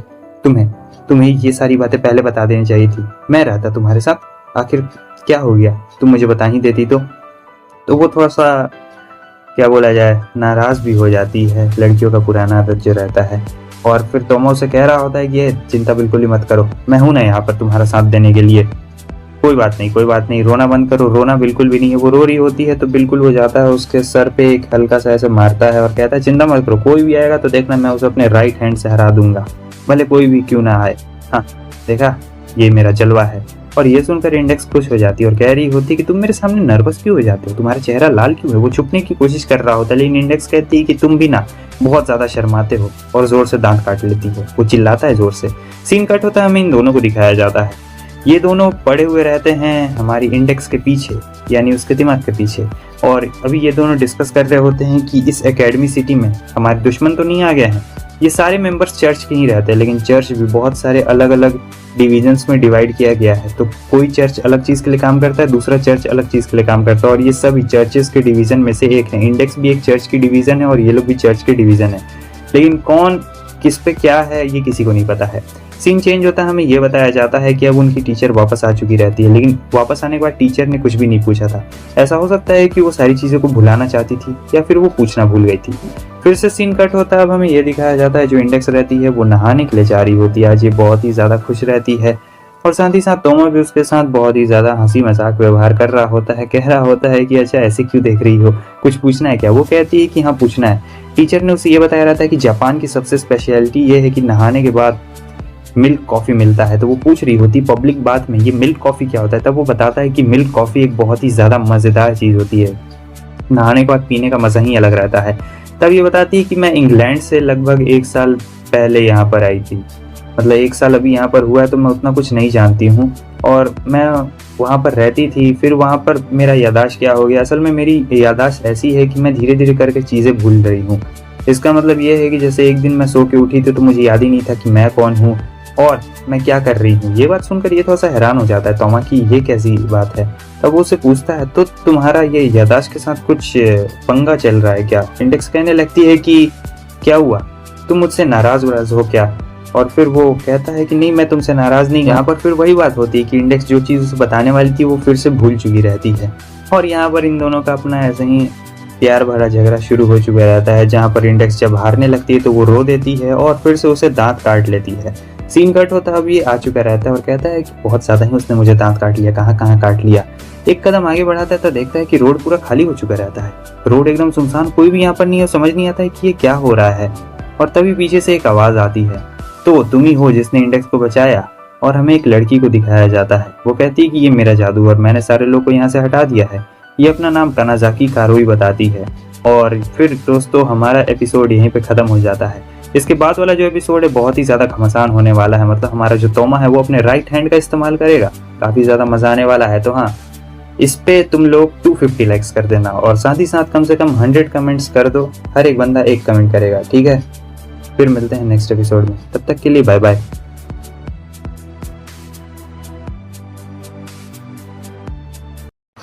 हेलो गाइस, आप सभी का स्वागत है एक और ब्रांड न्यू एपिसोड में। इस वाले एपिसोड को पूरा देखना, आपको पता चल जाएगा कि आखिर यहाँ पर माजरा क्या है, कौन किसका दुश्मन है, कौन किसका दोस्त है, कौन किसे मारना चाहता है और कौन क्या हासिल करना चाहता है। और बैकग्राउंड में थोड़ी सी नॉइज आ रही हो तो माफ कर देना, क्योंकि बारिश बहुत ज्यादा तेज हो रही है। तो ठीक है, चलिए बिना किसी देरी के एपिसोड को शुरू किया जाए। सो एपिसोड की शुरुआत में हमें तोमा को दिखाया जाता है, जो देखता है कि यार ये क्या, ये जगह अचानक से खाली कैसे हो गई। तभी पीछे से एक लड़की आती है जो अपना नाम कानज़ाकी बताती है और कहती है कि ये मेरा मैजिक है। और वो उससे कह रही होती है कि तुम वही हो ना जिसने इंडेक्स को बचाया था। और साथ ही साथ वो उस लाल बाल वाले बंदे के बारे में भी बताती है, जिसे सुनकर तोमा को ये पता चल चुका रहता है कि दोनों एक दूसरे के साथी हैं। वो लड़की कहती है कि ठीक है, मैं सीधे मुद्दे की बात पर आती हूँ, मुझे वो इंडेक्स चाहिए। तोमा कहता है अगर मैं मना कर दूं तो तुम क्या करने वाली हो। तभी कहती है कि देखो, मैं अपना नाम तुम्हें बता दूंगी लेकिन मैजिकल नेम नहीं बताऊंगी। मैं अपना मैजिकल नेम तुम्हें तभी बताऊंगी जब मैं उसे सिक्योर कर लूं। और फिर एक जोरदार हमला करती है अपने तलवार से ही। इस हमले से ये बच जाता है, बचता नहीं है, मतलब उसने जानबूझकर इसे हिट नहीं किया रहता है। और कह रहा होता है कि तुम ये क्या बात कर रही हो। वो कहती है कि तुम मेरे सामने सरेंडर कर दो और मुझे उसे लेके जाने दो, तब मैं तुम्हें अपना मैजिकल नेम बताऊंगी, वरना तुम्हारे साथ बहुत ही ज्यादा बुरा होने वाला है। मगर तोमा नहीं चाहता था। वो उस पर हमला कर रही होती है, अभी हिट नहीं कर रही होती है, बस साइड से हमले को निकाल रही होती है और बता रही होती कि देखो मेरा ये हमला इतना ज्यादा तेज है कि पल भर के अंदर तुम 1 सेकंड के अंदर ही 7 बार मर सकते हो, समझे। इसलिए मैं तुम्हें अभी चेतावनी दे रही हूँ, तुम चुपचाप अपने आप को हमारे हवाले कर दो और साथ ही साथ इंडेक्स को भी, हम उसे लेकर जाएंगे और कुछ भी नहीं, तुम अभी यहाँ से जा सकते हो। लेकिन तोमा साफ साफ मना कर रहा होता है, कह रहा होता है कि नहीं, मैं नहीं तुम्हें ले जाने दूंगा। तो वो कहती है कि ठीक है, तब मेरा हमला सा हो। वो फिर से अपनी तलवार को निकालती है और जोरदार हमला करती है। इस बार तोमा को हमला हिट कर देता है, लेकिन वो अपने राइट हैंड की वजह से बच चुका रहता है। तो कह रही होती है देखो, लड़ने का कोई भी फायदा नहीं होने वाला है, तुम वैसे भी हारी जाओगे। फिर से वो हमला कर रही होती है और ये अपने राइट हैंड का इस्तेमाल करता है, इसलिए अभी तक बच चुका रहता है, क्योंकि इसका जो राइट हैंड है वो मैजिक को निगलेक्ट करता है और काफी तेजी के साथ आगे बढ़ता है उसे टच करने के लिए। मगर वो लड़की भी काफी तेज रहती है, सीधे उसके हाथ पर ही वार कर देती है और इस बार उसका हाथ बहुत बुरी तरीके से डैमेज हो जाता है, लेकिन कटता नहीं है। तभी तोमा को वहां पर थिन वायर्स दिखाई दे रहे होते, काफी ज्यादा पतले पतले वायर्स दिखाई दे रहे होते और वो समझ चुका रहता है कि ये इन वायर्स की वजह से अपने तलवार को ऐसे फ्रीली मूव कर पा रही है और इसी की वजह से इसे इतना ज्यादा मतलब कॉन्फिडेंस मिल रहा है कि ये कहीं भी हिट कर सकती है। और वो लड़की बता रही होती है देखो, मैं बहुत लंबे वक्त से इंतजार कर रही हूँ, लेकिन अब मैं इंतजार नहीं कर सकती हूँ। वैसे भी मैं ज्यादा इंतजार करने वाली नहीं हूँ और ना ही तुम्हारी बात सुनने वाली हूँ। हम लोग उसे लेके जाएंगे, अब तुम मरने वाले हो। लेकिन ये इधर हार नहीं मान रहा होता है, ये भी पूरी कोशिश कर रहा होता है लड़ने के लिए, लेकिन वो लड़की ज्यादा कॉम्बैक्ट में अच्छी रहती है। वो उसे बहुत ही बुरी तरीके से पटक रही होती है। यहाँ पर तोमा के पास कोई भी चांस नहीं रहता और वो काफी बुरी तरीके से मार रही होती है। कह रही होती है कि तुम क्विट करनी कर देते हो क्योंकि यही तुम्हारे लिए सही मौका रहेगा, लेकिन वो क्विट नहीं करना चाहता था। वो कहता है कि अगर तुम मुझे मारना चाहती तो तुम मुझे कभी भी मार सकती हो, लेकिन तुम मुझे मार नहीं रही हो। आखिर क्या बात है इसके पीछे, तुम भी एक पर्सन हो। लेकिन वो उससे जोरदार लात मारती और कह रही होती कि बस जितना मैंने कहा है तुम उतना करो, तुम्हें ये सब ज्यादा सवाल जवाब करने की जरूरत नहीं है और मैं ज्यादा टॉलरेट भी नहीं करने वाली हूँ अब। मगर तोमा उससे पूछ रहा होता है क्यों, क्यों तुम आखिर उसका पीछा क्यों कर रही हो? तो पता है उसकी मेमोरीज तुम लोग की वजह से जा रही हैं। वो इतना ज्यादा सफर कर रही है, उसे तो ये भी नहीं पता है कि आखिर क्या हो रहा है, आखिर ये सब लड़ाई किस बात की वजह से है। क्यों तुम लोग उसे उसकी जिंदगी नहीं जीने दे रही हो? आखिर क्यों क्यों तुम सभी लोग उसके पीछे पड़े हुए हो? तब ये कहती है कि हम लोग बस उसे प्रोटेक्ट करना चाहते हैं, इसके अलावा कुछ भी नहीं। मगर टॉमा को विश्वास नहीं होता है कि आखिर ये लोग इंडेक्स को किस तरीके से प्रोटेक्ट करना चाहते हैं। और फिर ये लड़की बता रही होती है कि हम दोनों एक ही ऑर्गेनाइजेशन से बिलोंग करते हैं, मतलब एक ही चर्च है इन दोनों का, इसका और इंडेक्स का। टॉमा कहता है अगर तुम दोनों का एक ही ऑर्गेनाइजेशन है तो आखिर तुम लोग उसकी जान के पीछे क्यों पड़े हुए हो? ये बता रही होती है कि हम लोग उसके जान के पीछे नहीं पड़े हुए हैं, हम लोग उसकी जान बचा रहे हैं। और उस दिन जो मैंने उसे इंजरी दी थी, यानी जो पीठ के पीछे उसे स्लैश दिया था, वो सब उसकी जान बचाने के लिए था और उसकी मेमोरी के लिए था, जिसे परफेक्ट मेमोराइजेशन कहा जाता है। परफेक्ट मेमोराइजेशन से मतलब वो 1,03,000 ग्रीमोर से है जो कि इंडेक्स के दिमाग में भरा पड़ा है, लेकिन टॉमा को समझ नहीं आ रहा होता है। वो बताती है कि देखो एक ह्यूमन ब्रेन का कैपेसिटी बहुत ही मिनिमल होता है, जो बेकार सी चीजें होती है ह्यूमन ब्रेन उसे डिलीट कर देता है, फिर उसे याद नहीं रखता है बेकार की चीजों को। और फिर एक पीरियड ऑफ टाइम रहता है जिसकी वजह से आपका ये जो दिमाग है अंदर में जो बेकार सी चीजें हैं उन्हें डिलीट कर देता है और आपको याद भी नहीं रहता है कि ये क्या डिलीट हो गया है आपके दिमाग के अंदर से। तब ये कहता है तो तुम लोग उसके दुश्मन नहीं हो, तो वो मुझसे झूठ कह रही है क्या? ये लड़की बताती है कि नहीं ऐसी बात नहीं है, असल में हम लोग उसके दुश्मन हैं एक तरीके से, लेकिन उसकी मेमोरी डिलीट हो चुकी है इसीलिए उसे हम लोग अपने दुश्मन लग रहे हैं। और अभी उसका जो दिमाग है 1,03,000 ग्रीमोर, उसके दिमाग के 85% हिस्से पे वो कंट्रोल पाया हुआ है। तो बस उसका जो ह्यूमन ब्रेन है 50% आसपास के माहौल को ही याद रख सकता है, मगर 1 साल के अंदर अंदर उसकी सारी मेमोरीज भी गायब हो जाएगी। उसे ये भी याद नहीं रहे कि तुम कौन हो, हम लोग कौन है, हम लोग उसके दुश्मन हैं या फिर दोस्त हैं। सारा बिताया हुआ पल उसे याद नहीं रहने वाला है क्योंकि उसके दिमाग पर 85% बुक्स ने काबू कर लिया है। और हर साल उसकी जो 50% मेमोरी है, 15% बची हुई मेमोरी वो इरेज हो जाती है। तो इससे कोई फर्क नहीं पड़ता है कि तुम उसके साथ भले ही कितने भी अच्छे पल क्यों ना बिता लो, उसे कुछ भी याद नहीं रहने वाला है। अंत में जब टाइम खत्म होगा तो वो ये सारी चीजें भूल जाएगी। इससे कोई फर्क नहीं पड़ता तुम कौन हो, हमने उसके लिए बहुत कुछ किया है। असल में ये लोग इंडेक्स के दोस्त रहते हैं और इंडेक्स की मेमोरी जो रहती है, आपको पता चल गया 85% बुक्स ने कब्जा कर लिया उसके दिमाग पे, तो बस 15% ही बचा रहता है। तो ह्यूमन ब्रेन उसे डिलीट कर रहा होता है, जो कि अभी मैंने आपको एक्सप्लेनेशन दी थोड़ी देर पहले। मगर अभी भी टॉमा कह रहा होता है कि नहीं ऐसा बिल्कुल भी नहीं है, मैं ऐसा बिल्कुल भी नहीं मानता हूँ, तुम लोग गलत हो, तुम लोग गलत हो नहीं, जो तुम लोग सोच रहे हो ये सब बिल्कुल गलत है, तुमने कभी उसकी भलाई के बारे में ही सोचा ही नहीं है।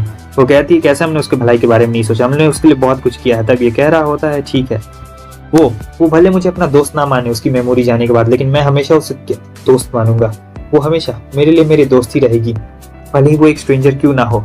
और ये गुस्से में कह रही होती कि तुम अपना मुंह बंद करो, वैसे भी तुम एक एमेच्योर हो और तुम इसके बारे में कुछ भी नहीं जानते हो।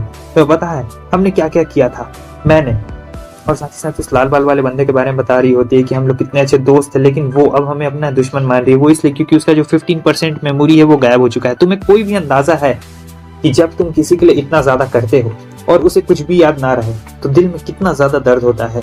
क्या होता है अगर कोई तुम्हारे सारे किए गए प्रयास को भूल जाए, कैसा लगता है तुम्हें? लेकिन यहाँ पर टॉमा कह रहा होता है कि नहीं, तुम लोगों ने उसके लिए कुछ भी नहीं किया है।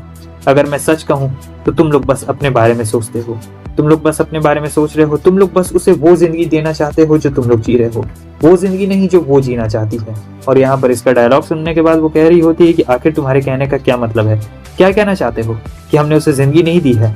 तब ये कह रहा होता है कि इंडेक्स को इसके लिए ब्लेम बिल्कुल भी मत करना, भले उसकी मेमोरी चली जाए और भले ही कुछ दिन बाद भी उसकी मेमोरी जाए, लेकिन मैं तुम लोगों से बस इतना कहना चाहता हूँ कि इससे मुझे फर्क नहीं पड़ता है। मैं उसका दोस्त था और दोस्त ही रहूंगा। मैं उसे एक ऐसी जिंदगी दूंगा जो भले ही उसे याद ना हो, लेकिन आने वाले सालों में मैं उससे भी अच्छी जिंदगी दूंगा और वो उसके लिए हमेशा हर साल एक गिफ्ट की तरह रहेगा। तुम लोग भी ऐसा कर सकते हो, लेकिन तुम लोग ऐसा नहीं करते हो, तुम लोग बस अपने बारे में ही सोचते हो। फिर ये बताती कि आज से 3 दिन बाद 1 साल कंप्लीट हो जाएगा तो वो और उसकी मेमोरीज सारी गायब हो जाएगी तुम्हारे साथ। और फिर हम देखते हैं कि हमारा टॉमा बेहोश हो गया था और ये मैजिशियन यहाँ आ गया था। सीन कट होता है, हमें टॉमा को दिखाया जाता है। ये देखता है कि अपने घर में रहता है, इसकी नींद खुलती है और देखता है कि बगल में इंडेक्स पड़ी हुई रहती है। वो उठ जाता है। इंडेक्स कह रही होती है तुम ठीक तो हो ना, मुझे तुम्हारी बहुत ज्यादा फिक्र हो रही थी। इंडेक्स को ऐसा बोलता हुआ देख वो सोच रहा होता है क्या मैं कब से सोया हुआ था। वो बताती है कि तुम 3 दिन से ऐसे लगातार सोए पड़े थे। जब वो ये बात सुनता है तो एकदम थोड़ा सा हैरान हो जाता है कि क्या मैं 3 दिन से लगातार सोया पड़ा था।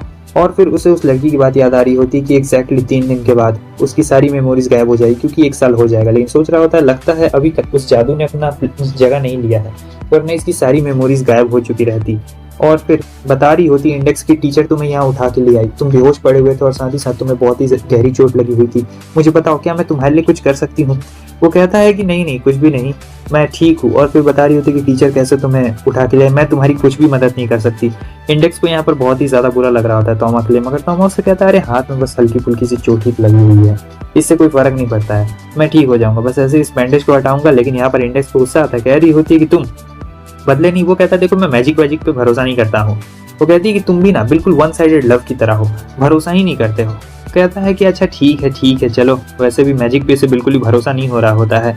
और फिर वो कहती है क्या यार तुम भी बहुत गजब के करते हो। फिर इन दोनों में अपना बातचीत होने लगता है जहाँ पर उसका पेट गुड़गुड़ करने लगता है। इंडेक्स कहती है क्या कुछ खाना चाहोगे। वो कहता है कि हाँ कुछ खाना चाहूंगा, जाओ खाना लेके आओ। तो फिर इंडेक्स यहाँ पर खाना लेके आ जाती है और कहती चिंता मत करो, मैं एक सिस्टर हूँ और अच्छी तरीके से तुम्हारा ख्याल रख सकती हूँ। लेकिन जो इस तरीके से इसने चॉपस्टिक पकड़ा हुआ रहता है, ये चॉपस्टिक पकड़ने का तरीका बिल्कुल भी नहीं रहता है। गलती से क्या होता है जितना भी बोल रहता है वो पूरा का पूरा इसके सर पर ही गिर चुका रहता है। इंडेक्स कह रही होती ओह मुझे माफ करना, लगता है वहाँ कोई आया है। तो वो जाती है दरवाजा खोलने के लिए और हमें टीचर को दिखाया जाता है जो बोल रही होती है कि देखो यहाँ पर तुमसे मिलने के लिए कुछ गेस्ट आए हुए हैं और ये दोनों रहते हैं।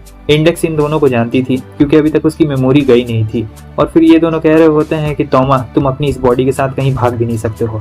अचानक से तोमा को याद आता है अच्छा इसका मतलब ये है कि ये लोग इंडेक्स की मदद करना चाहते हैं, ये लोग मुझे चारा बनाकर इंडेक्स की मेमोरीज को थोड़ा और ट्रिगर करना चाहते हैं। तो ऐसे कहानी बिल्कुल अलग हो जाएगी। और ये भी कुछ कर नहीं रहा होता क्योंकि ये जानता था कि ये दोनों इंडेक्स की भलाई के लिए ही ये सब कर रहे होते हैं। मगर यहाँ पर इंडेक्स कह रही होती कि प्लीज मैं तुमसे भीख मांगती हूँ, इसे जाने दो, इसका मुझसे कुछ भी लेना देना नहीं है। और तोमा कह रहा होता है इंडेक्स को ये सब करने की कोई भी जरूरत नहीं। लेकिन इंडेक्स कह रही होती कि नहीं तुम दोनों अगर तुम्हें मुझे मारना है तो तुम मुझे मार दो, मुझे ले चलो, लेकिन प्लीज तोमा को कुछ भी मत करना। तो दोस्तों इसके आगे क्या होने वाला है ये तो आपको अगले एपिसोड में पता चलेगा। 300 हेलो दोस्तों, आप सभी का स्वागत है एक और ब्रांड न्यू एपिसोड में। और इस वाले एपिसोड को अपने दोस्तों के साथ भी शेयर कर देना। साथ ही साथ मैं ये कहना चाहता हूँ कि 25 तारीख को एक नया एनिमे आने वाला है, यानी अक्टूबर का जो नया रिलीज है खतरनाक एनिमे आने वाला है। तो तुम लोग उसके लिए भी तैयार रहना और अपने दोस्तों को शेयर करके बता दो इस चैनल के बारे में ताकि वो लोग सब्सक्राइब करें, क्योंकि सबसे पहले वीडियो इसी के ऊपर आएगी। तो एपिसोड की शुरुआत में हमें तोमा को दिखाया जाता है जो यहाँ बैठा हुआ था और इंडेक्स लेटी हुई थी। हमें पास्ट के सीन को दिखाया जाता है जहाँ पर इंडेक्स उसे बचाने की कोशिश कर रही होती है उन सारे बुरे मैजिशियन से। तो वो मैजिशियन कहता है कि अभी तुम्हारे पास 12 घंटे 55 मिनट और 38 सेकंड बचे हुए हैं, तब तक एंजॉय करो। और ये कहने के बाद वो चला जाता है और साथ ही साथ वो लोग तोमा को बता भी देते हैं उसे क्या करना है। लेकिन ये कह रही होती है तोमा तुम चिंता बिल्कुल मत करो, ये लोग तुम्हारी जिंदगी में कभी भी दखलंदाजी नहीं देंगे क्योंकि अब मैं हूँ तुम्हारे साथ और जब तक मैं रहूंगी तब तक ये लोग तुम्हारा बाल भी बाका नहीं कर सकते। लेकिन ये कहने के बाद वो अचानक से बेहोश हो जाती है और फिर उसी वक्त से अभी तक लेटी हुई रहती है। इधर तोमा को समझ में नहीं आ रहा था कि आखिर ये क्या करे, क्योंकि मैजिशियंस ने कहा है कि वो लोग रात के ठीक 12 बजे यहाँ पर आएंगे और इसे कमरे में नहीं रहना होगा क्योंकि अगर ये रहेगा तो रिचुअल फेल हो जाएगा। फिर इसे फोन आता है और हम देखते हैं कि इसे कांजाकी का फोन आता है। कांजाकी वो लड़की उससे कहती है कि देखो जरूरी नहीं है हम दोनों का एक दूसरे से परिचय होना, मैं बस तुम्हें ये बताने के लिए फोन की हूँ कि रात के 12 बजे हम लोग आएंगे तो तुम उस कमरे में मत रहना, क्योंकि अगर तुम उस कमरे में रहोगे तो हमारा रिचुअल काम नहीं करेगा और उसके दिमाग के अंदर ज़्यादा इन्फॉर्मेशन आ जाएगी तो उसका दिमाग एक्सप्लोड कर जाएगा और फिर वो मारी जाएगी।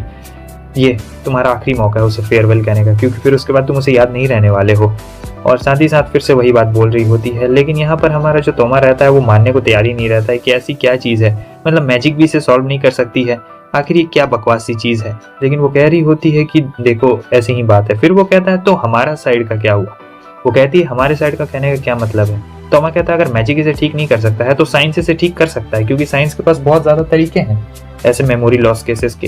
वो कह रही होती है कि देखो तुम इसमें इन्वॉल्व मत हो, तुम्हारा इन्वॉल्व होना इसमें बिल्कुल भी सही बात नहीं है, क्योंकि मैजिक और साइंस दोनों बिल्कुल अलग अलग चीज़ होती है और जिसे मैजिक ठीक नहीं कर सकता उसे साइंस बिल्कुल भी ठीक नहीं कर सकता है। मगर तोमा कह रहा होता है यहाँ एकेडमी सिटी में बहुत सारे ऐसे एक्सपर्ट्स हैं और साथ ही साथ काफ़ी ज़्यादा यहाँ पर बहुत सारी चीज़ें हैं तो ये ठीक हो सकती है। लेकिन वो कह रही होती है कि देखो अगर तुम बचा सकते तो तुम बचा लेते उसकी जान, लेकिन तुम बचा नहीं सकते हो। और यही कहने के बाद अब वो फ़ोन को कट कर देती है। तोमा बहुत ज़्यादा दुखी होता है क्योंकि उसे समझ में नहीं आ रहा था। वो एक बुक देखता है, उसमें मेमोरी लॉस के बारे में कुछ लिखा हुआ रहता है, तो उस बुक के नीचे से एक पर्ची बाहर निकलती है। वो उस पर्ची को देखता है और फिर अपनी टीचर को फ़ोन लगाना शुरू करता है, क्योंकि उसकी टीचर इस चीज़ के बारे में अच्छी तरीके से जानती थी। लेकिन यहाँ पर जो उसकी टीचर रहती है वो मस्त नहाने में रहती है, तो वो उसका कॉल ही नहीं पिक कर रही होती है। तब वो अलग अलग इंस्टीट्यूशन में फ़ोन लगाता है जहाँ पर मेमोरी के बारे में बहुत सारी बातें रहती है, लेकिन 7-8 इंस्टीट्यूशन को फ़ोन लगाने के बाद भी कोई भी उसका कॉल पिकअप नहीं करता है। हालांकि एक इंस्टीट्यूशन में उसका कॉल लग जाता है जहाँ पर वो लेडी कहती है क्या बात है, फिर वो बताता है कि ऐसी ऐसी कंडीशन है, तभी बताती है कि ये काफ़ी रेयर केस है। वैसे ये मैजिक क्या होता है, वो कहती है कि तुम रात के 12 बजने वाले हैं, कहीं तुम मेरे साथ मजाक तो नहीं ना कर रहे हो।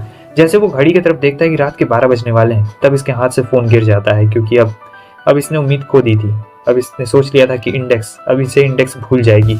इसे कुछ भी समझ में नहीं आ रहा होता है कि अब आखिर ये करे तो करे क्या, क्योंकि अब इसके पास कुछ भी नहीं बचा है उसे बचाने के लिए। तब तक वहाँ पर मैजिशियंस आ चुके रहते हैं, एकदम राइट एग्जैक्ट 12 बज रहा होता है रात का, और मैजिशियन यहाँ पर आ चुके रहते हैं। इंडेक्स यहाँ पर लेटी हुई रहती है।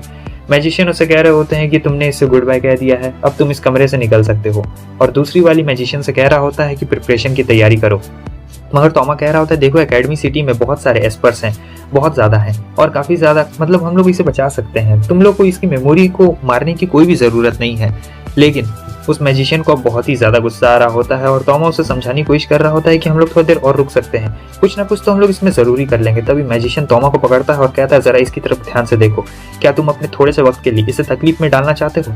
तो पता भी है ये कितनी ज़्यादा तकलीफ से गुजर रही है, आखिर इसके दिमाग में क्या चल रहा है, कितना ज़्यादा स्ट्रेस है, तुम्हें कुछ भी अंदाज़ा भी नहीं है अभी इसके बारे में कि आखिर ये किस चीज़ से गुजर रही है। तुम बस ऐसे खड़े खड़े बोल दे रहे हो, लेकिन अगर तुम में हिम्मत है तो क्या तुम इसकी मेमोरी को मिटा सकते हो या फिर कुछ भी कर सकते हो इसके लिए?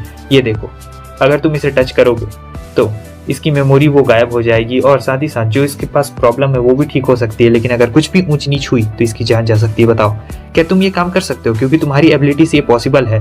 अब वो कर नहीं पा रहा होता है, क्योंकि अगर हल्की सी भी ऊंच नीच हो जाती है इस रिचुअल में तो इससे इंडेक्स की जान जा सकती है। फिर ये कह रहा होता है ठीक है, तो अब बस 15 मिनट में हम लोग रिचुअल शुरू करने वाले हैं, तब तक तुम फाइनल गुड बाय इसे कह सकते हो, और मैं इसमें तुम्हें बिल्कुल भी नहीं टोकने वाला हूँ। और बस अब यहाँ पर एकदम माहौल शांत हो चुका रहता है। समझ में नहीं आ रहा होता है तोमा को आखिर वो करे तो करे क्या, लेकिन जो कानज़ाकी रहती कह रही होती हमें इसे एक मौका देना चाहिए, हो सकता है कि ये कुछ कर सकता है, क्योंकि अभी भी असली रिचुअल शुरू होने में 15 मिनट बाकी है। तब ये कह रहा होता है कि आखिर तुम ये कैसी बातें कर रहे हो। फिर वो मान जाती है और वो भी मान जाता है, दोनों एक दूसरे मान जाते हैं और ये दोनों चले जाते हैं। तोमा यहाँ पर सोच रहा होता है कि अब मैं क्या करूँ, वो लोग मुझे टेस्ट करना चाह रहे हैं क्या, आखिर मुझे क्या करना चाहिए। कानज़ाकी कहती है कि तुम्हारे पास लास्ट 10 मिनट बचे हुए हैं, अपना काम पूरा करना। फिर वो लोग चले जाते हैं। तब हम देखते हैं कि इंडेक्स की आंख यहाँ पर खुल चुकी रहती है और तोमा उसके पास आता है, पूछ रहा होता है मुझे माफ़ करना, लेकिन मैं कुछ भी नहीं कर पाया। इंडेक्स दीवार पे देखती है कि वहाँ पर कुछ लोगो बना हुआ रहता है, तो वो कह रही होती है क्या वो बुरे मैजिशियंस यहाँ पर आए थे।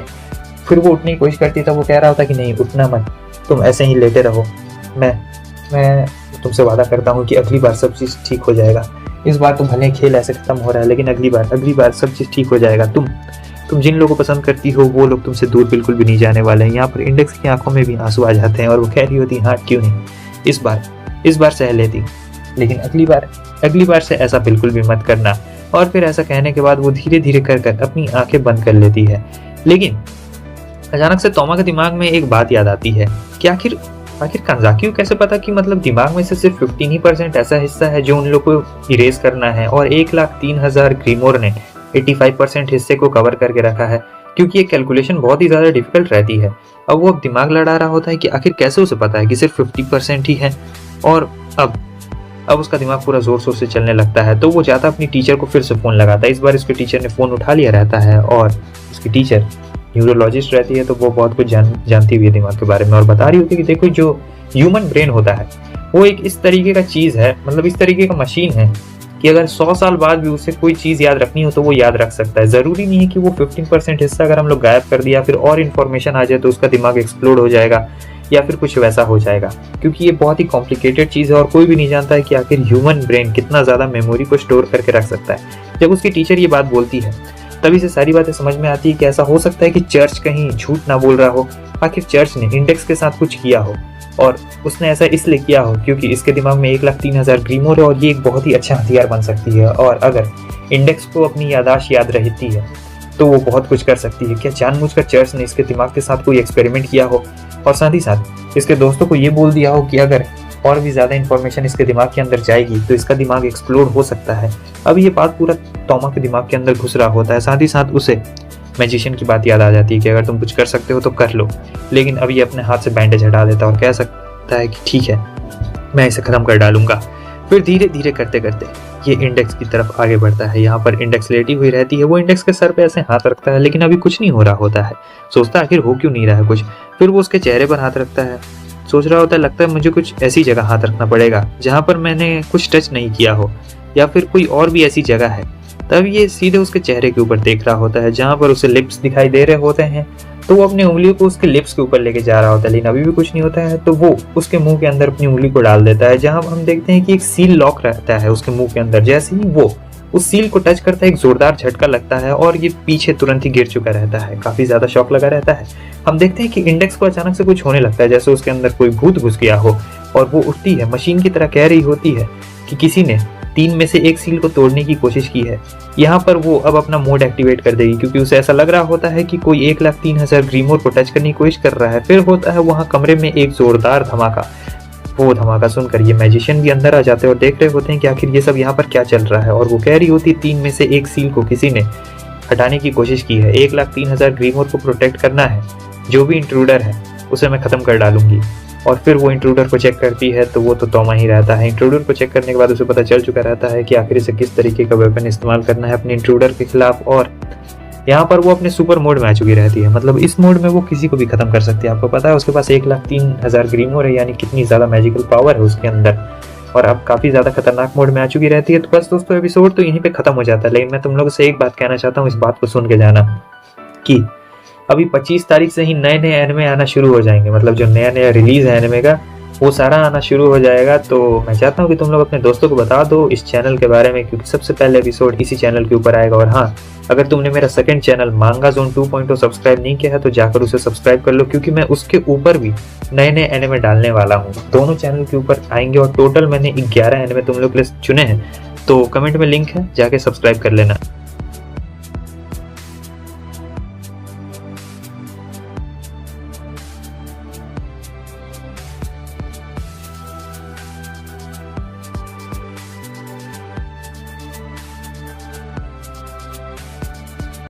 हेलो दोस्तों, आप सभी का स्वागत है एक और ब्रांड न्यू एपिसोड में। ये एपिसोड थोड़ा सा छोटा होने वाला है, लेकिन ये बहुत ही ज़्यादा मज़ेदार भी होगा।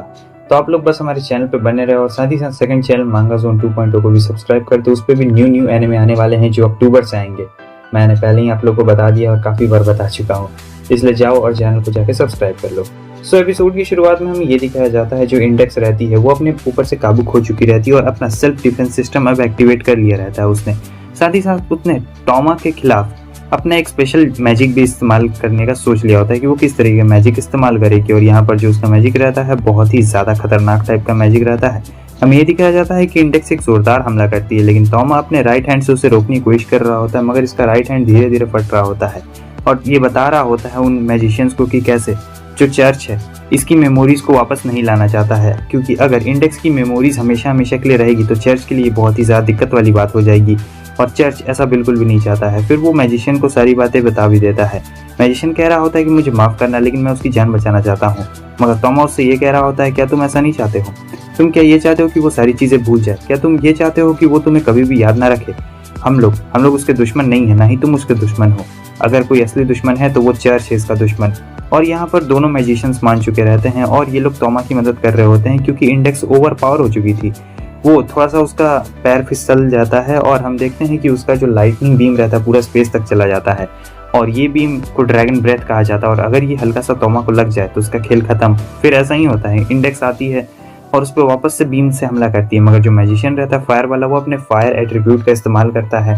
और यहाँ पर टॉमा के पास अब मौका रहता है। टॉमा के पास इतना मौका रहता है कि वो जाए और जाकर इंडेक्स को टच कर दे। अगर वो इंडेक्स को टच कर देता है तो यहीं पे इंडेक्स फिर से वापस से नॉर्मल हो जाएगी, लेकिन इतनी आसानी से वो होने नहीं देने वाली थी, क्योंकि इंडेक्स का पावर लेवल इनसे बहुत ही ज़्यादा रहता है और इसे काफ़ी ज़्यादा प्रॉब्लम हो रही थी। भले ये लोग शॉर्ट डिस्टेंस में रहते हैं, लेकिन दिक्कत काफ़ी ज़्यादा हो रही थी। मगर फाइनली उसने इंडेक्स को जाकर टच कर दिया रहता है, और जैसे ही वो इंडेक्स को जाकर टच करता है हम देखते हैं कि जो बीम उससे निकल रही होती है वो खत्म हो जाती है और इंडेक्स यहाँ पर बेहोश हो चुकी थी। लेकिन ऊपर से एक फेदर गिरता है जो कि सीधे इसके सर पर जाके लगता है, और अब ये भी यहाँ पर बेहोश हो चुका रहता है। मैजिशियंस दोनों घबरा चुके रहते हैं कि आखिर ये क्या हो गया।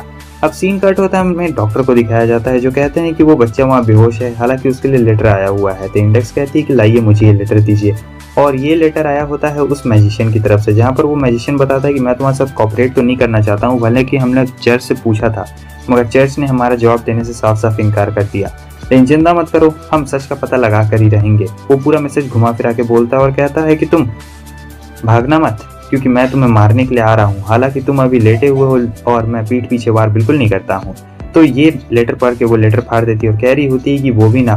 साथ ही साथ डॉक्टर उससे ये बता रहे होते हैं कि उस बच्चे का याददाश्त कमजोर हो चुका है, मतलब उसके सेल्स में चोट लगी है तो उसका याददाश्त कमजोर हो चुका है। और यही बात सोचते सोचते इंडेक्स जारी होती है अब उसके कमरे में। वो जाती है, तोमा उसे देखता है। तोमा कह रहा होता है कि तुम कौन हो। इंडेक्स उसे कह रही होती है कि मेरा नाम इंडेक्स है। लेकिन तोमा उससे कह रहा होता है मुझे लगता है कि तुम गलत कमरे में आ गई हो, मैं किसी इंडेक्स को नहीं जानता हूँ। और वैसे ये तोमा कौन है, मैं तोमा को नहीं जानता हूँ। ये सुनकर इसकी आंखों में थोड़ा सा आंसू आ जाता है, क्योंकि अब इसका मेमोरी लॉस हो चुका था। ये थोड़ा सा मेमोरी लॉस से अलग होता है। मेमोरी लॉस मतलब पूरा परमानेंट, लेकिन इसका टेम्परेरी रहता है, क्योंकि इसके दिमाग में चोट लगी थी तो ये टेम्परेरी मेमोरी लॉस रहता है। वो उसे कह रही होती है कि क्या मैं तुम्हें याद नहीं हूँ, मैं हूँ इंडेक्स, मैं आई थी, तुमने मुझे चर्च से बचाया। साथ ही साथ वो सारी बातें उसे बता रही होती है कि किस तरीके से तोमा ने उसकी मदद की और साथ ही साथ इंडेक्स की वजह से क्या क्या काम बिगड़े। लेकिन वो कह रहा होता है कि मुझे माफ करना, मगर ऐसा मुझे कुछ भी याद नहीं है। और ये तोमा, तुम किसे तोमा कह रही हो, मैं कोई तोमा वोमा नहीं हूँ। ये बातें सुनकर इंडेक्स को यहाँ पर बहुत ज़्यादा बुरा लगता है। वहाँ इसे इतना ज़्यादा बुरा लगता है कि इसकी आंखों में आंसू आ चुके रहते हैं। लेकिन तभी तोमा कहता है कि मैं तो बस मजाक कर रहा था, बेवकूफ़ कहीं की, मुझे अच्छी तरीके से याद है। तुम कितनी ज़्यादा इमोशनल हो, इतनी जल्दी इमोशनल कोई कैसे हो सकता है। और ये बात सुनकर इसे थोड़ी सी सांस में सांस आती है कि चलो इसकी याददाश्त नहीं गई है। और तोमा उसका पूरा मजाक उड़ा रहा होता है, कह रहा होता है कि हाँ देखा, अपना चेहरा देखो ना, किस तरीके से तुमने अपना चेहरा बना लिया था, मैं बिल्कुल ठीक हूँ। हाँ मेरी याददाश्त चली गई थी, लेकिन मैंने अपने राइट हैंड से अपने दिमाग को टच किया और वापस से सारी चीज़ें ठीक हो गई। इसीलिए तो मैं थोड़ा सा स्पेशल हूँ, मतलब इसका राइट हैंड स्पेशल है। और अब यहाँ पर जो इंडेक्स रहती है वो काफ़ी ज़्यादा गुस्से में आ चुकी रहती है इस मजाक की वजह से, और काट देती है उसके हाथ पर एक जोरदार, काफ़ी ज़ोर से चिल्लाता है। फिर थोड़ी देर के बाद देखते हैं कि डॉक्टर वहाँ पर आ चुका रहता है और कहते हैं कि जैसा तुमने कहा था, मैंने बिल्कुल उन सभी से बिल्कुल वैसा ही कहा है कि तुम्हारी मेमोरी जा चुकी है। लेकिन मुझे यकीन नहीं हो रहा है, आखिर तुम सचमुच ठीक कैसे हो, क्योंकि तुम्हारे सर में सचमुच की चोट लगी हुई थी और तुम्हारी मेमोरी सचमुच चली गई थी। मुझे समझ में ये नहीं आ रहा है कि आखिर तुम्हारे दिमाग में तुम्हारी मेमोरीज है कैसे। तब तोमा बता रहा होता है कि मेरी मेमोरीज तो पहले ही जा चुकी है। ये बात तो मैं भी जानता हूँ डॉक्टर। तब वो कह रहे होते हैं हाँ यही तो मैं कहना चाहता हूँ, तुम्हारे ब्रेन सेल्स डेड हो चुके हैं, तुम्हें सारी बातें याद कैसे है कि तुम क्या हो, कहाँ हो, और तुम्हारी मेमोरीज। वो कहता है कि मेरी मेमोरीज मेरे दिमाग में नहीं है, मेरे मेमोरीज मेरे दिल में है, और इसलिए मुझे वो सारी चीज़ें याद है। सीन चेंज होता है, हमें यहाँ एक नए बंदे को दिखाया जाता है। मैजिशियन यहाँ पर इस बंदे से मिलने के लिए आया रहता है। ये एक स्पेशल टाइप का बंदा रहता है। और मैं आपको बता दूं कि ये बंदा उसे बता रहा होता है कि जो मैजिशियन और साथ ही साथ साइंटिस्ट है उनके बीच में 36 का आंकड़ा रहता है, क्योंकि साइंस मैजिक को नहीं मानती है और जो मैजिक है वो साइंस को अपने से ऊपर नहीं मानता है। तो यहाँ पर इसी चीज़ को लेकर इनके बीच में बहुत सारी बातें चल रही होती है। और साथ ही साथ यहाँ पर एक तीसरे का भी इंटरप्ट हो सकता है, जिन्हें आप वैम्पायर कह सकते हैं। और ये जो वैम्पायर आएंगे इनका कुछ अलग ही सीन रहेगा। और यहाँ ये जो बंदा होता है बता रहा होता है हमारे मैजिशियन को कि जो तोमा है उसके पास एक स्पेशल टाइप की एबिलिटी है, और आपको इस एबिलिटी के बारे में पता, अगर वो कुछ भी टच करता है तो उससे मैजिक निगलेक्ट हो जाता है। साथ ही साथ यहाँ पर एक बहुत ही स्पेशल राज वो बताता है। और ये जो मैजिशियन रहता है कह रहा होता है ठीक है, मैं तुम्हारे साथ काम करने के लिए तैयार हूँ, लेकिन अभी इसमें बहुत ही ज़्यादा रिस्क होने वाला है। और ये बंदा कह रहा होता है याद रखना, मैं भी मैजिशियंस का दुश्मन ही हूँ, मैं उनका कोई दोस्त बिल्कुल भी नहीं हूँ। वो मैजिशियन कहता है कि हाँ क्यों नहीं। वैसे वो लिमिट ब्रेकर पावर क्या है? वो लिमिट ब्रेकर जो पावर रहती है वो हमारे तोमा के बारे में ही रहती है, मैं आपको इतना बता देना चाहता हूँ। और साथ ही साथ बस हमारा ये एपिसोड यहीं पे ख़त्म होता है। ये एपिसोड छोटा था क्योंकि इसमें ज़्यादा कुछ बताने लायक बिल्कुल भी नहीं था। लेकिन हाँ, तुम लोग सेकंड चैनल मांगा जोन 2.0 को सब्सक्राइब जरूर कर लेना। बस सर्च कर दो, सबसे ऊपर में आ जाएगा मांगा जोन 2.0। उसमें लगभग 4000 सब्सक्राइबर्स होने वाले हैं या फिर ऐसे ही कुछ है। तुम लोग जाकर उसे सब्सक्राइब कर देना। नए नए एनिमे आने वाले हैं, टोटल 11 एनिमे तुम लोग के लिए चुन के रख लिया है। तो बस अब देरी किस बात की है, वीडियो को लाइक कर देना, शेयर कर देना अपने दोस्तों के साथ, ताकि उन्हें भी इस बारे में पता चल सके। मैं हर वीडियो में तुम लोग को बोल रहा हूँ, तुम लोग शेयर नहीं करते हो, जल्दी करो शेयर कर दो, कम से कम 2000 शेयर मारो।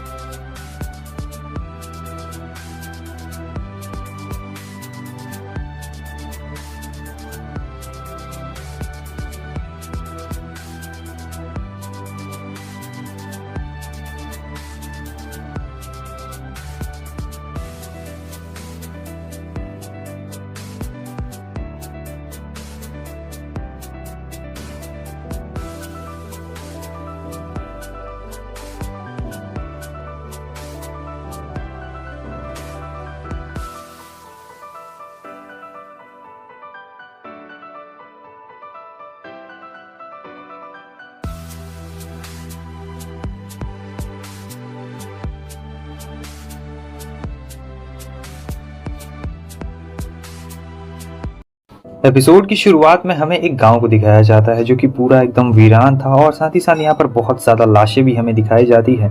फिर हमें दूर खड़ी एक लड़की को दिखाया जाता है जो कह रही होती है कि उप्स, इस बार भी गलती से मैंने इतने सारे लोगों को मार दिया।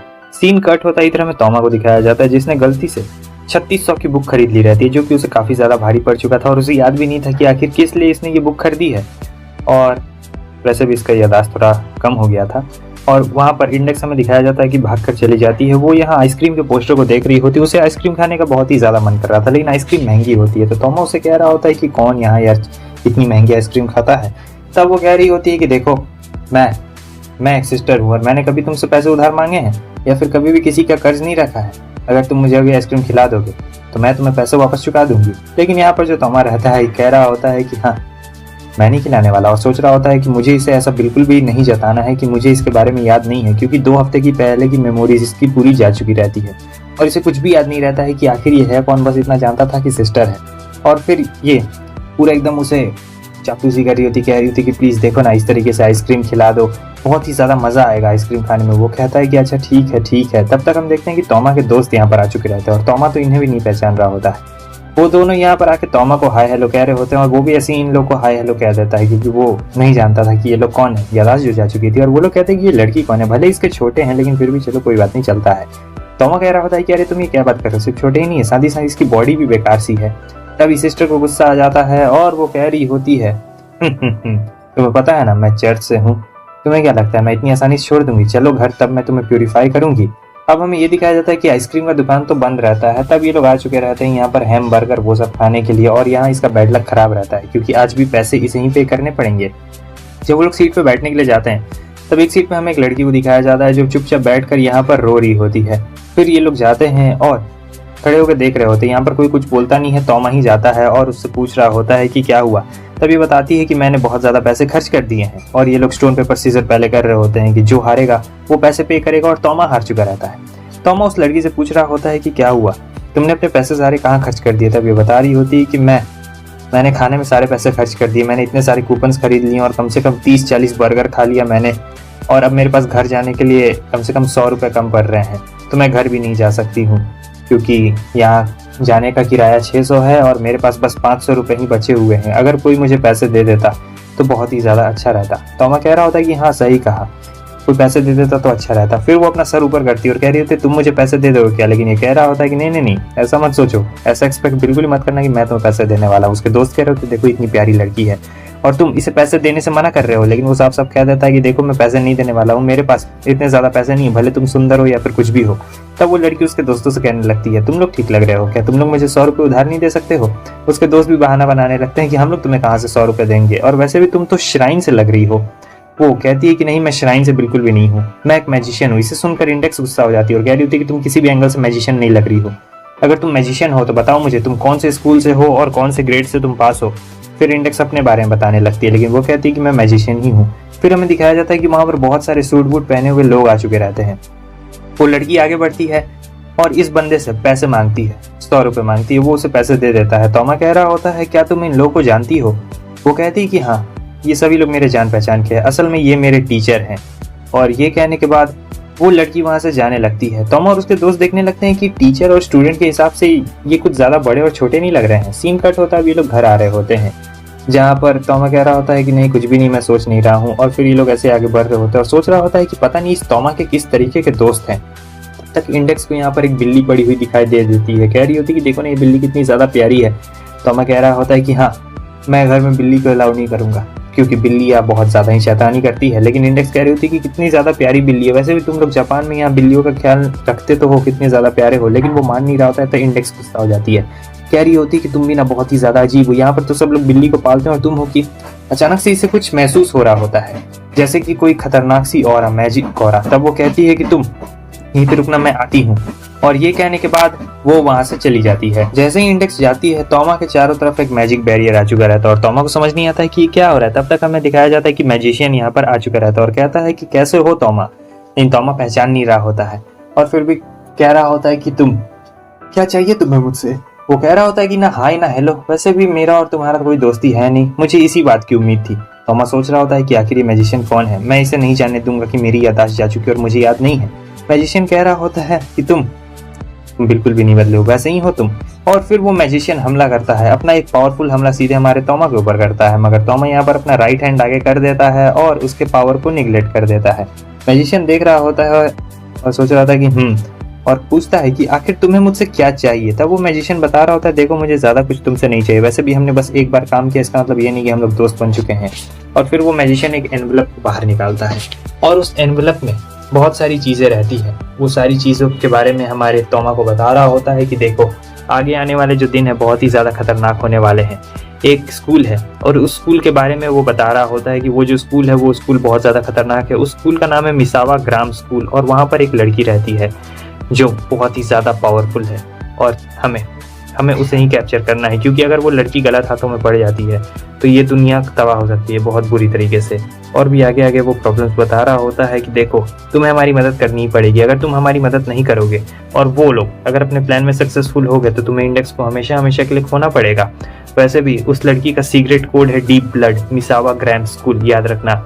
और उसके पीछे एक ऑर्गेनाइजेशन पड़ी हुई है जिसका नाम आप नहीं जानते हैं, लेकिन वो उस ऑर्गेनाइजेशन में वेम्पायर है। वेम्पायर सुन के ये कहने लगता है क्या वेम्पायर सचमुच होते हैं क्या? मैजिशियन कहता है देखो हमें भी ये क्लियर नहीं पता है कि वेम्पायर्स हैं या फिर नहीं है, लेकिन वो सारे वेम्पायर्स उस लड़की के पीछे पड़े हुए हैं, तो हमें उस लड़की को किसी न किसी हाल में बचाना पड़ेगा, यानी उस डीप ब्लड को। साथ ही साथ अगर वो डीप ब्लड हमारे कंट्रोल में आ जाती है तो हम लोग सारे वेम्पायर्स को अपने काबू में कर लेंगे। तुम इसके बारे में एक बार अच्छी तरीके से सोचना, क्योंकि इसके लिए हमें तुम्हारी मदद चाहिए होगी, और अगर तुमने हमें धोखा देने की कोशिश की तो याद रखना इंडेक्स भी तुम्हारे साथ नहीं रहने वाली है। वो कहता है क्या सचमुच? क्या तुम सचमुच सीरियस हो? सीन कट होता है, हम देखते हैं कि अब ये लोग घर में आ चुके रहते हैं, जहाँ पर तोमा को कुछ अजीब लग रहा होता है। तो इंडेक्स को देखता है तो उसका पेट काफी फूला फूला रहता है, तो वो कहती है कि मैंने बहुत ज्यादा खाना खा लिया है ना इसीलिए, लेकिन वो कहता है ऐसा लग तो नहीं रहा है, क्योंकि उसका पेट अचानक से हिल रहा होता है ऊपर नीचे ऐसे कर करके।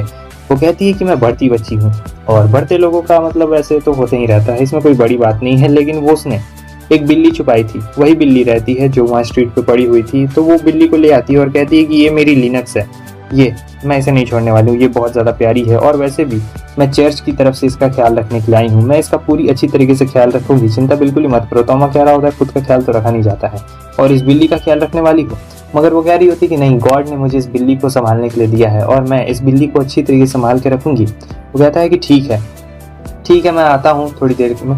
फिर तोमा बाहर जाता है तो देखता है कि यहाँ पर वो मैजिशियन रहता है जो सारे स्टिकर्स अपने लगा रहा होता है, वही फायर वाले स्टिकर्स अपने लगा रहा होता है, और बताता है कि मैं यहाँ पर ऐसा इसलिए कर रहा हूँ क्योंकि मिसावा क्रैम स्कूल हो सकता है तो इंडेक्स के पीछे भी पड़ जाए और हमें इंडेक्स को बचाना होगा।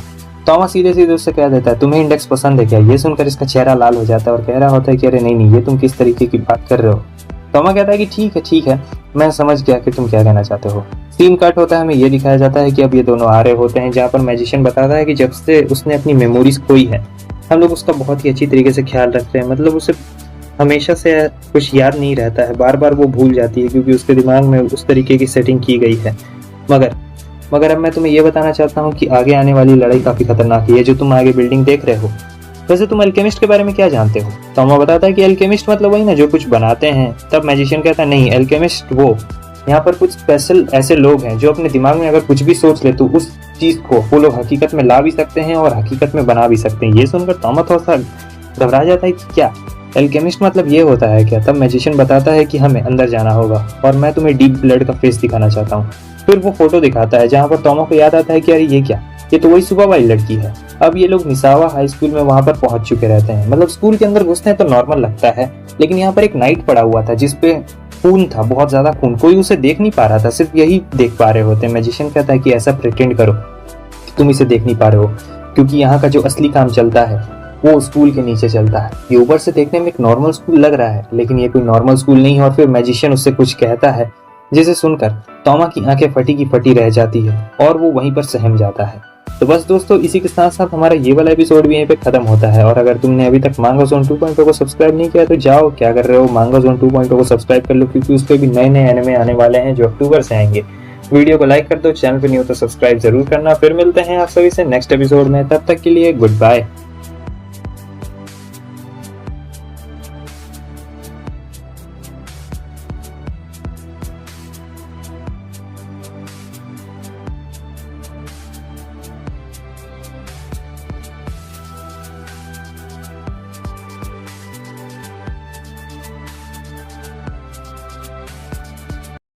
एपिसोड की शुरुआत में हमें दिखाया जाता है तोमा पूछ रहा होता है कि ये एक लाश है, तो आखिर कोई इसे क्यों नहीं देख पा रहा है। तब वो मैजिशियन बता रहा होता है कि ये एक स्पेशल तरीके का जादू किया गया है यहाँ पर, मतलब जितने भी स्टूडेंट है वो सब नहीं देख सकते, लेकिन हम लोग मैजिशियन है तो हम लोग इसे देख सकते हैं, और साथ ही साथ तुम्हारे पास स्पेशल पावर है तो तुम भी इसे देख सकते हो। ये अंदर और बाहर का डिफरेंस है। ये जो नाइट था ये शहीद हो गया लड़ते लड़ते, ये अच्छाई के लिए लड़ रहा होता है और फिर अब इसे समझ में आ चुका रहता है। तो ये लोग जा रहे होते हैं ऊपर की तरफ, तो पूछता है कि एलिवेटर से क्यों नहीं जा रहे हैं। मैजिशियन कहता है कि बटन वाले चीज़ काम नहीं करेंगे। तो तोमा कहता है अच्छा ऐसी बात है, ठीक है मैं अपना सेलफोन ज़रा चेक करके देखता हूँ। तो वो अपना फ़ोन चेक कर रहा होता है और फिर कहता है कि रुको ज़रा 1 मिनट, मैं उसे कॉल लगा देता हूँ। तो वो इंडेक्स को कॉल लगाता है और इंडेक्स से पूछ रहा होता है कि कहाँ पर हो और क्या कर रही हो। तब इंडेक्स उसे बता रही होती है कि ओ कौन है तोमा। वो बहुत ज़्यादा घबरा जाती है क्योंकि पहली बार उसने फ़ोन उठाया रहता है, और इंडेक्स उसे बता रही होती है कि कहाँ पर हो तुम। वो कहता है कि मैं यहाँ थोड़ा सा बाहर में बिज़ी हूँ, और साथ ही साथ वो ये भी बताती है कि रेफ्रिजरेटर में कुछ खाने पीने का सामान पड़ा हुआ था, जैसे कि वो पुडिंग। तोमा गुस्सा करने लगता है, कह रहा होता है कि कहीं तुमने वो पुडिंग खा तो नहीं ना लिया। वो कहती है कि हाँ मैंने वो पुडिंग थोड़ा सा खा लिया मतलब। फिर ये गुस्सा करके उससे बोलने लगता है और फिर बाद में ये कहता है कि ठीक है कोई दिक्कत वाली बात नहीं है, जब तक मैं ना आऊँ तब तक तुम घर से बाहर मत जाना। और ये कहने के बाद फ़ोन काट देता है। और इस तरफ ये मैजिशियन कह रहा होता है देखो तुम इतने ज़्यादा रिलैक्स कैसे हो सकते हो, अभी हम लोग दुश्मन की टेरिटरी में हैं। देखो मुझे इससे फ़र्क नहीं पड़ता अगर तुम मर जाओ तो, मैं तो और भी ज़्यादा खुश होऊंगा, ताली मारूंगा। लेकिन दिक्कत वाली बात यह है इंडेक्स के लिए। वो कहता है तुम्हें इंडेक्स पसंद है क्यों, है ना। रेड उससे कहता है देखो बात ऐसी नहीं है, तुम समझ नहीं रहे हो सिचुएशन कितनी ज़्यादा ख़राब है अभी। इसे उस मैटर में लाने की ज़रूरत नहीं है, क्योंकि देखो जो इंडेक्स है उसने पहले ही अपनी मेमोरीज़ खो दी है, और वो साल दर साल अपनी हर साल मेमोरीज़ खोते रहती है। लेकिन इस साल अभी उसकी मेमोरीज़ बची हुई है। तुम्हें पता नहीं है कितने सारे रोल्स अभी भी हम लोग उसके जीवन में अदा कर रहे हैं, जैसे कोई फादर हो सकता है, कोई फ्रेंड हो सकता है, कोई सिबलिंग हो सकता है। उसे अपने पास्ट के बारे में अभी बिल्कुल भी याद नहीं है, और मैं वो गलती वापस से नहीं दोहराना चाहता हूँ जो हमने उसके साथ पहले कर दी थी। सीन कट होता है, हमें ये दिखाया जाता है कि अब ये लोग आ चुके रहते हैं कैफेटेरिया में, जहाँ पर मैजिशियन पहली बार इतने सारे लोगों को, मतलब साइंस वाले लोगों को ऐसे खाते हुए देख रहा होता है।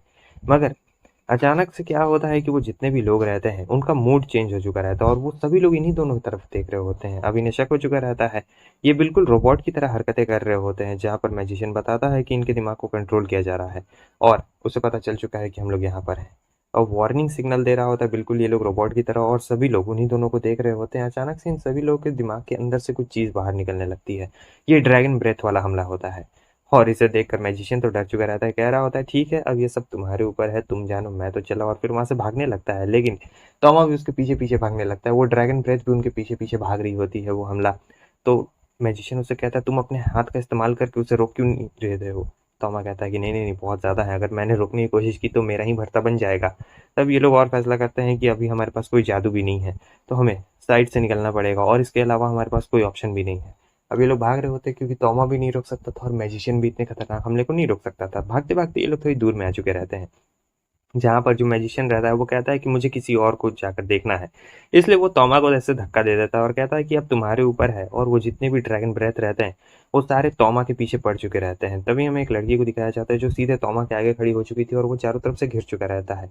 वो लड़की भी काबू में रहती है, और इधर तोमा उससे हटने के लिए कह रहा होता है, लेकिन वो सुन नहीं पा रही होती है। वो लड़की अपनी पावर्स का इस्तेमाल करती है, जिसकी वजह से उसके पूरे बॉडीज में कट आ रहे होते हैं, पूरा कट आ रहा होता है, हाथ पैर सब जगह।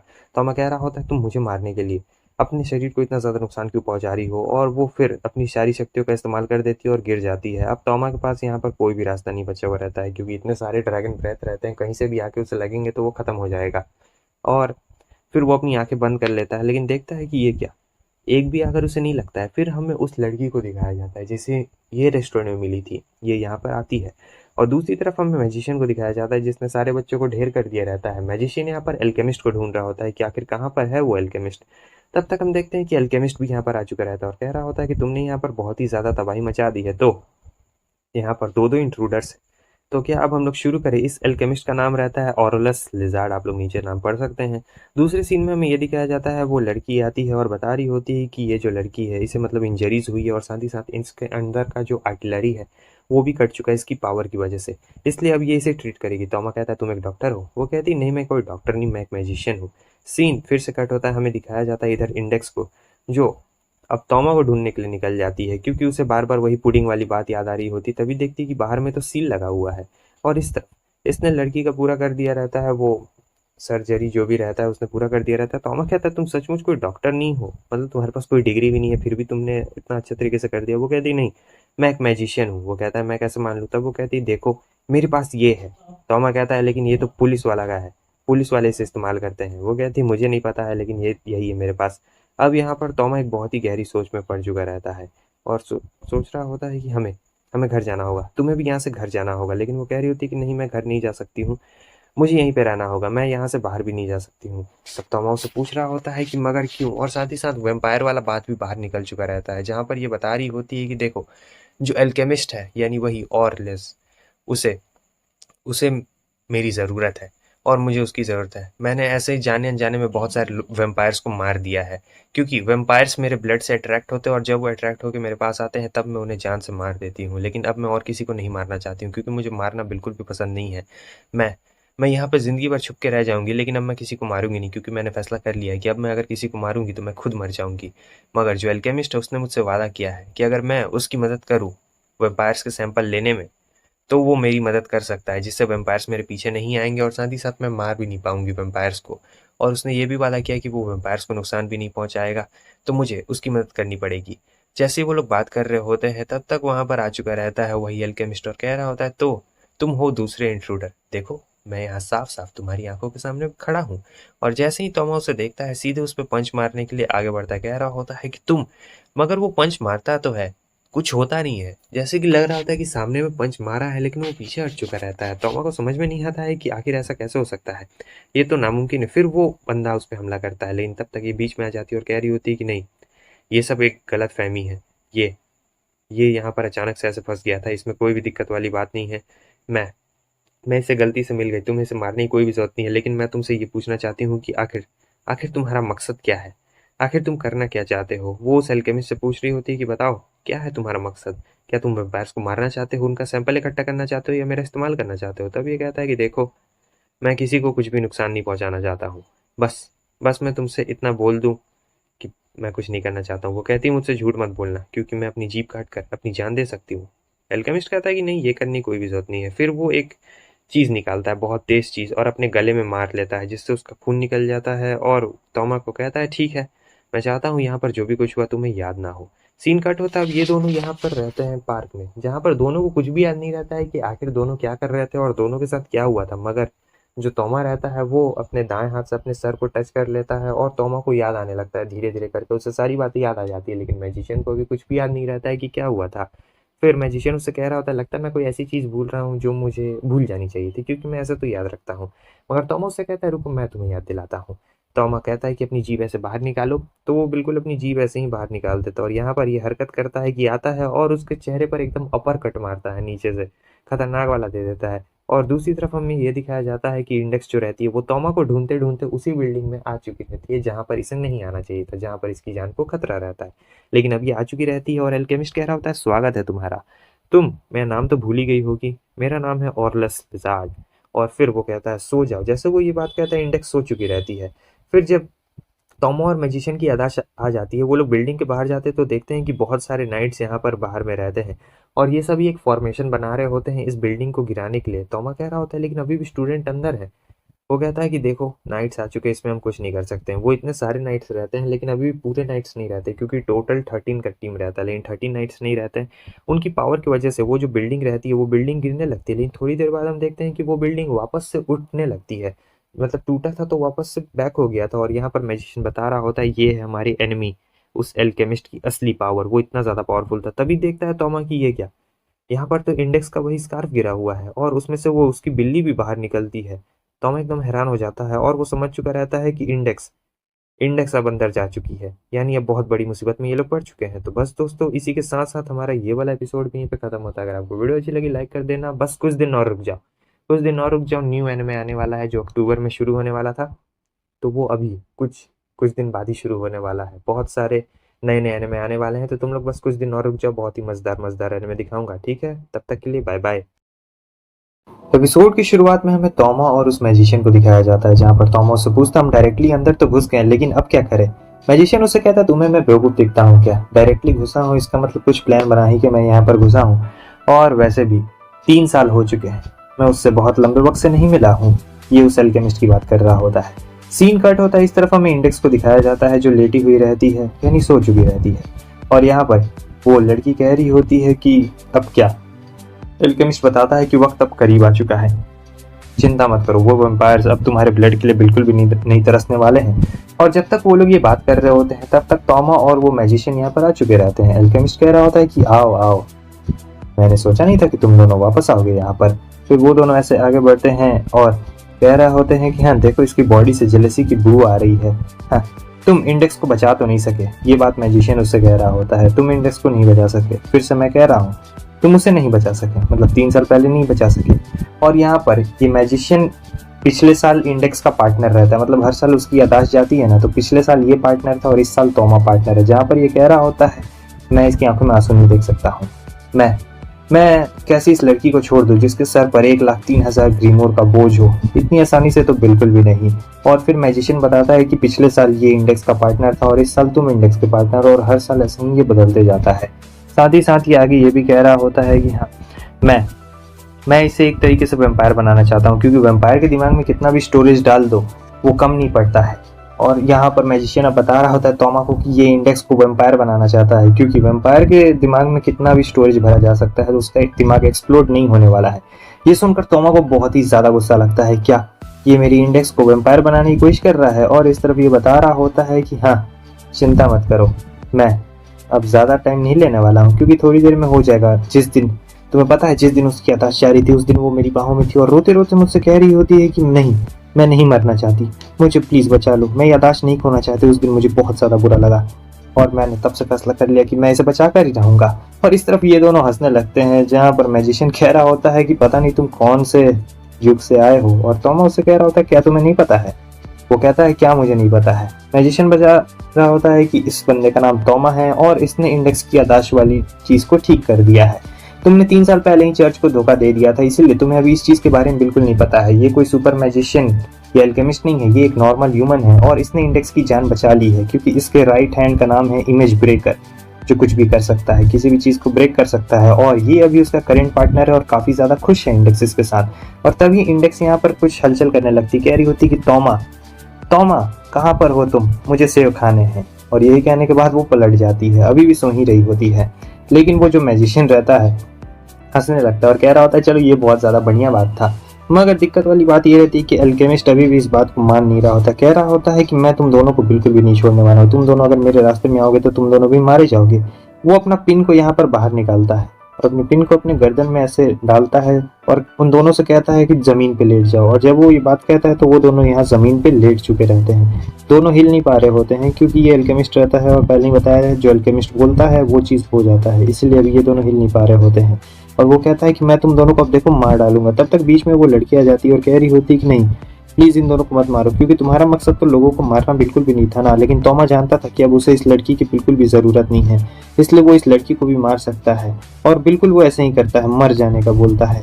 और जैसे वो मरती है तब उसे उसके बचपन का याददाश्त आ रहा होता है कि कैसे कैसे जो उसके करीबी लोग थे वो उसी का ब्लड पीना चाहते थे। साथ ही साथ बहुत सारे लोग की मौत भी हो गई इसी वजह से, जिसकी वजह से ये जो लड़की है इसके दिमाग में एकदम ट्रॉमा पूरा भर चुका रहता है और इसने इतनी सारी लाशें बिछा दी रहती है जिस किसी ने नहीं बिछाई रहती है। इसीलिए इसे एक ऐसा इंसान चाहिए था जिस पे ये भरोसा कर सके। और फिर ये एल्केमिस्ट उसकी ज़िंदगी में आता है जो उसे भरोसा देता है कि मैं सब चीज़ ठीक कर दूंगा। लेकिन इसे तो बस इस लड़की की ज़रूरत रहती है और कुछ भी नहीं। तोमा अपने हाथ से अपने आप को तो ठीक कर लेता है, साथ ही साथ उस लड़की को भी जाके टच करता है। और जब वो उस लड़की को जाके टच करता है तो थोड़ी देर के बाद वो वापस से ठीक हो चुकी होती है, मतलब मर के जिंदा हो गई रहती है।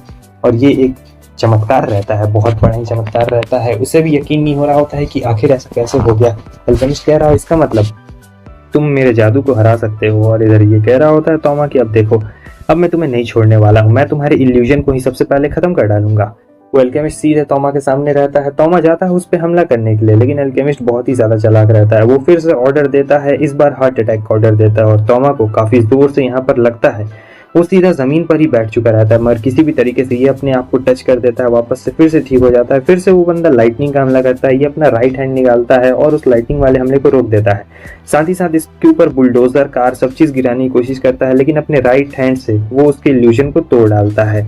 अब वो मैं समझ चुका रहता है। एल्केमिस्ट कह रहा होता है ठीक है, अगर मैं तुमसे क्लोज से वार करूँ तब तुम मेरा कुछ बिगाड़ लोगे, लेकिन अगर मैं तुम लॉन्ग रेंज से मारूँ तो वो गन निकाल लेता है। अब मैं कह रहा होता अगर मैं गन से मारूँ तो तुम नहीं बचने वाले। वो एक शॉट भी फायर करता है और शॉट काफ़ी तेज़ रहता है, तोमा को पता भी नहीं चलता है, लेकिन वो बुलेट को मिस कर देता है, जानबूझकर मिस कर देता है, क्योंकि वो नहीं चाहता था कि तोमा की मौत इतनी आसानी से हो। कहता है मैं तुम्हें तड़पा के मारूंगा। फिर बहुत सारी बुलेट्स को सीधे तोमा के शरीर के ऊपर दाग देता है। तोमा यहाँ काफ़ी जोरदार गिर जाता है, लेकिन देखता है कि अरे ये क्या, मैं तो ठीक हूँ, मुझे तो कुछ भी नहीं हुआ। वो आगे बढ़ता और कहता है चिंता मत करो, मैंने तुमसे कहा ना इतनी आसानी से मैं तुम्हें नहीं मारने वाला हूँ, मैं तुम्हें तड़पा तड़पा के बहुत बुरी तरीके से मारूंगा। वो आगे बढ़ता है, लेकिन तब तक मैजिशियन कह रहा होता है तुम्हारा जादू किसी भी काम का नहीं है, तुम बहुत ज़्यादा बुरे हो। वैसे भी अगर इतनी ही तुम में हिम्मत है तो तुम वैम्पायर्स को क्यों नहीं बुला लेते हो? इसका मतलब ये है कि तुम वैम्पायर्स को क्रिएट नहीं कर सकते हो। और जब मैजिशियन उससे ये बात बोलता है एल्केमिस्ट से, तब एल्केमिस्ट का दिमाग एकदम खराब हो जाता है और वो उसे ऑर्डर देता है तुम्हारे टुकड़े टुकड़े हो जाए। और सही में मैजिशियन के टुकड़े टुकड़े हो चुके रहते हैं। सीन इतना खतरनाक रहता है कि यहाँ पर तोमा को उल्टी आ चुकी रहती है, लेकिन वो किसी भी तरीके से अपनी उल्टी को रोक लेता है और फिर अपना दिमाग शांत करके सोच रहा होता है अगर सही में अगर ये इंडेक्स को बचाना चाहता तो बचा सकता था, लेकिन इसने ऐसा किया क्यों नहीं? क्या ऐसा सचमुच हो सकता है कि जो चीज़ ये बोलता हो वो रियलिटी ना हो? मतलब इसके बोलने से ही अगर सब चीज़ हो जाता तो ये इंडेक्स को बचा सकता था, साथ ही साथ कुछ भी कर सकता था। वो एक हमला करता है सीधे तोमा का राइट हैंड ही उड़ा चुका रहता है। तोमा का काफ़ी ज़्यादा यहाँ पर ब्लड निकल चुका रहता है। एल्केमिस्ट जोर जोर से हंस रहा होता है कि अब तो मैं जीत गया, वैसे भी अब तुम्हारा कोई काम नहीं है। लेकिन यहाँ पर तो उल्टा हो चुका रहता है, एल्केमिस्ट ही डर चुका रहता है। बात ये रहती है कि जो तोमा था वो जोर जोर से हंसने लगता है और कह रहा होता है कि हाँ तुम बिना तुम्हारा अब ये जादू मेरे ऊपर काम नहीं करने वाला है, क्योंकि तोमा अब समझ चुका रहता है कि आखिर उस एल्केमिस्ट का मैजिक किस तरीके से काम करता है। पहले तो उसे लग रहा होता है कि ये रियलिटी में बदल सकता है, लेकिन नहीं, ये कोई रियलिटी नहीं होती, ये बस एक छलावा रहता है।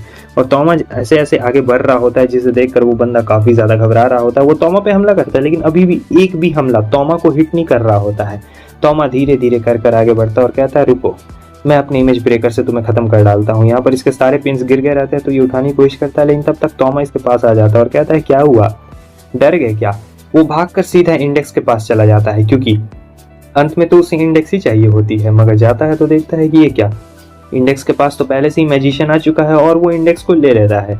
अब इस तरफ इसकी हालत बहुत ज़्यादा खराब हो जाती है। कह रहा होता है नहीं, मैं इन दोनों से बिल्कुल भी नहीं हार सकता हूँ, बिल्कुल नहीं। तब तक तोमा आता है और अपना राइट हैंड निकालता है। इस बार इसका राइट हैंड का फॉर्म चेंज होता है और सीन कट होता है। हमें दिखाया जाता है इंडेक्स को जो काफ़ी ज़्यादा गुस्से में होती है और आगे बढ़ रही होती है।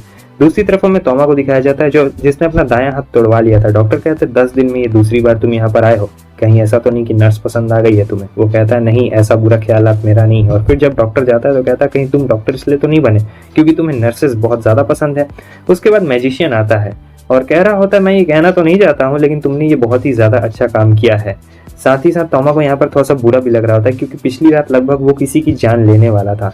असल में बात ये रहता है कि उसका राइट हैंड एक ड्रैगन का फॉर्म ले लेता है और सीधे जाकर उस बहुत जोर से काटता है, लेकिन वहाँ पर उसकी मौत नहीं होती है। तोमा पूछ रहा होता है मैजिशियन से तो तुम लोगों ने उसका क्या किया, क्योंकि उसकी हालत काफ़ी ज़्यादा खराब हो गई थी। तब बताता है कि हमने उसकी याददाश्त भुला दी है, साथ ही साथ उसे एक दूसरा फॉर्म दे दिया और जंगलों में छोड़ दिया, बिल्कुल किसी जानवरों की तरह। अब वो अपनी ज़िंदगी बिताएगा जिस तरीके से बितानी है। साथ ही साथ हमने उसे ख़त्म कर दिया है, तो अब उसका वो जो बेकार सा स्कूल है वो भी बंद हो चुका है।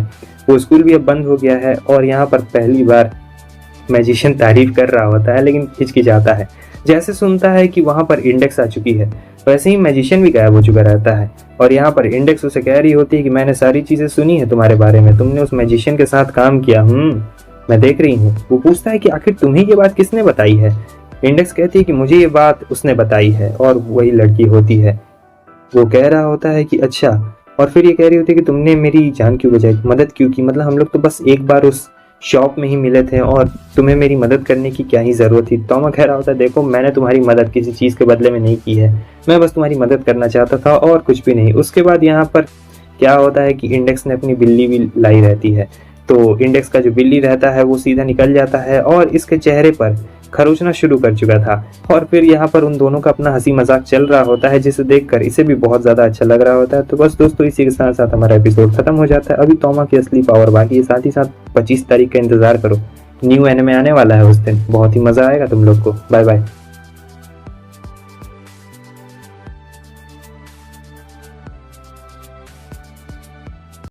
हेलो दोस्तों, रुक जाओ, अभी स्किप मत करना। मैं तुम लोग के लिए एक बहुत ही मस्त मज़ेदार चीज़ लेके आया हूँ। देखो 25 तारीख को नया एनिमे निकलने वाला है, एकदम अक्टूबर से। आपको पता है बहुत सारे नए एनिमे निकलने वाले हैं और मैं टोटल 11 नए एनिमे करने वाला हूँ, तो उसी में से एक 25 को निकलने वाला है, इसी 25 को। तो अभी मैं बता दे रहा हूँ वीडियो की शुरुआत में, ताकि तुम सभी लोग को याद रहे, और डेट को भी मार्क कर लेना, क्योंकि बहुत ही ज़्यादा कमाल का एनिमे आएगा, तुम लोग को बहुत ज़्यादा मज़ा आने वाला है। एपिसोड की शुरुआत में हमें एक्सीलेटर को दिखाया जाता है।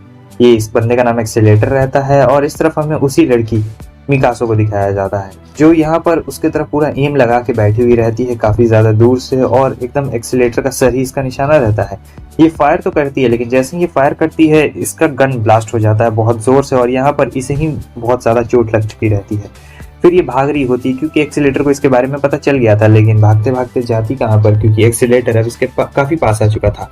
सीन कट होता है, इधर हमें तोमा को दिखाया जाता है, जहाँ पर इसे गर्मी की छुट्टियों में भी क्लास करना पड़ रहा है, क्योंकि इसने बहुत सारी क्लास मिस कर दी है, तो अब इसे क्लास करना पड़ रहा है, जो इसे बिल्कुल भी पसंद नहीं है। सारे लोग छुट्टी मना रहे हैं और ये यहाँ क्लास कर रहा था, तो आता है वेंडिंग मशीन के पास जूस खरीदने के लिए। जूस खरीदने के लिए 2000 रुपये भी निकालता है, लेकिन वो वेंडिंग मशीन ही खराब निकलती है।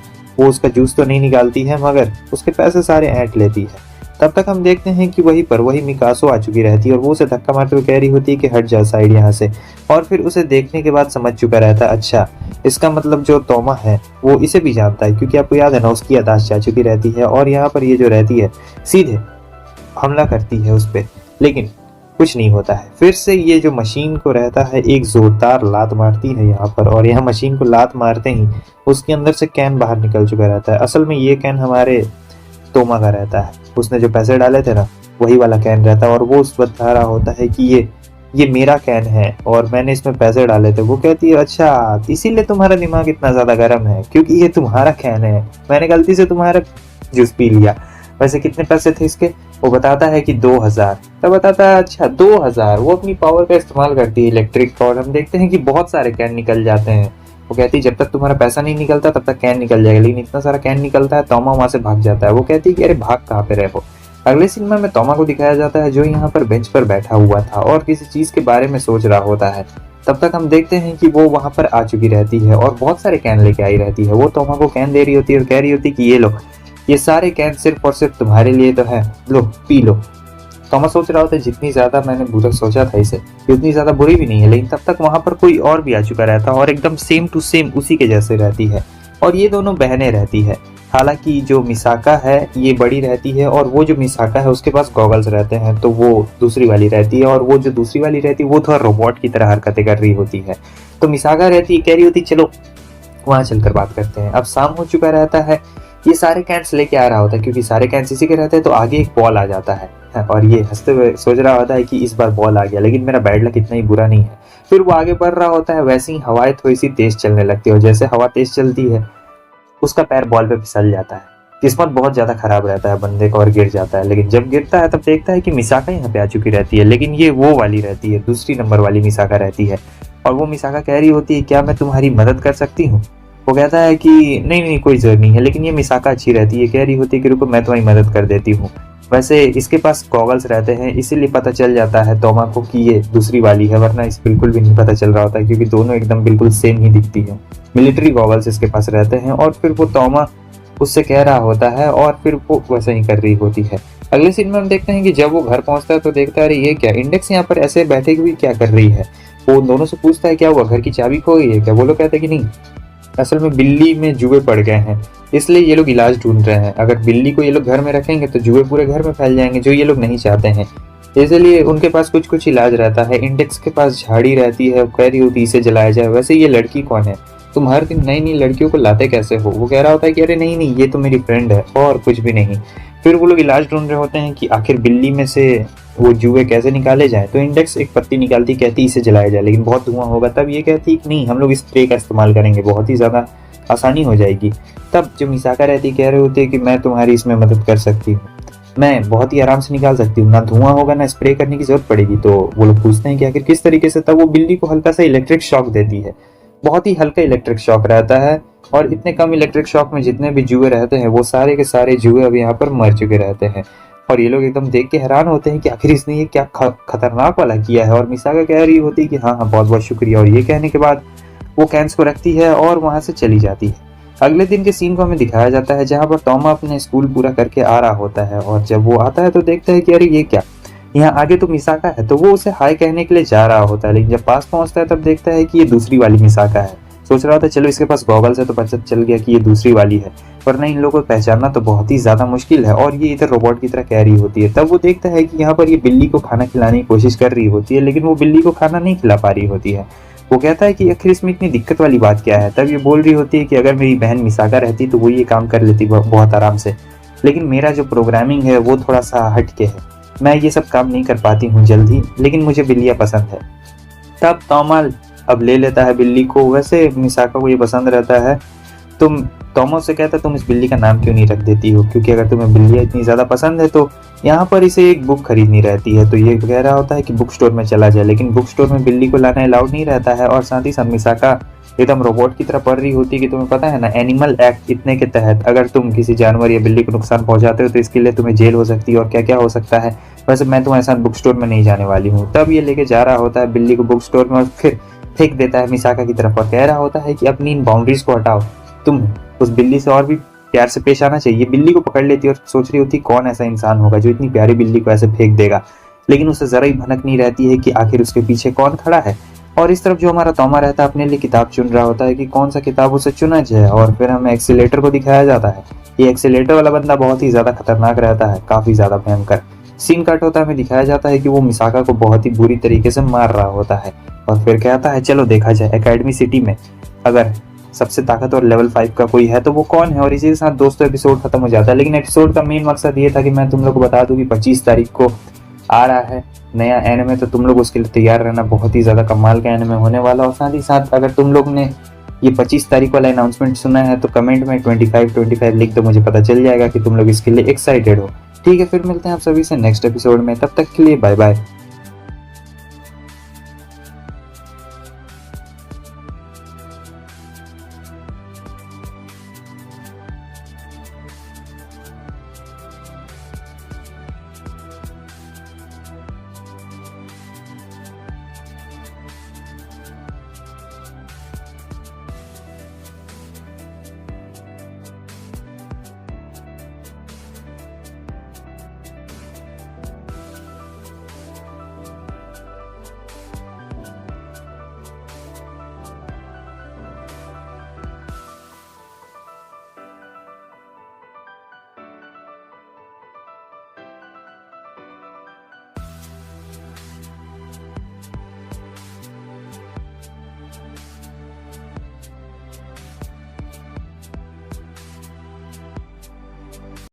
हेलो दोस्तों, स्वागत है। और जो लोग पूछ रहे थे क्लासरूम ऑफ हीरोज के नेक्स्ट एपिसोड कब आएगा, तो उसका नेक्स्ट एपिसोड संडे को आएगा। वैसे भी संडे को उसका लास्ट एपिसोड होने वाला है, लेकिन तुम लोग चिंता मत करो क्योंकि मंडे से न्यू एनिमे आने वाला है। मैंने तुम लोग को पहले ही बता दिया है। 25 तारीख तुम लोग याद करके रख लो जितने भी लोग देख रहे हो।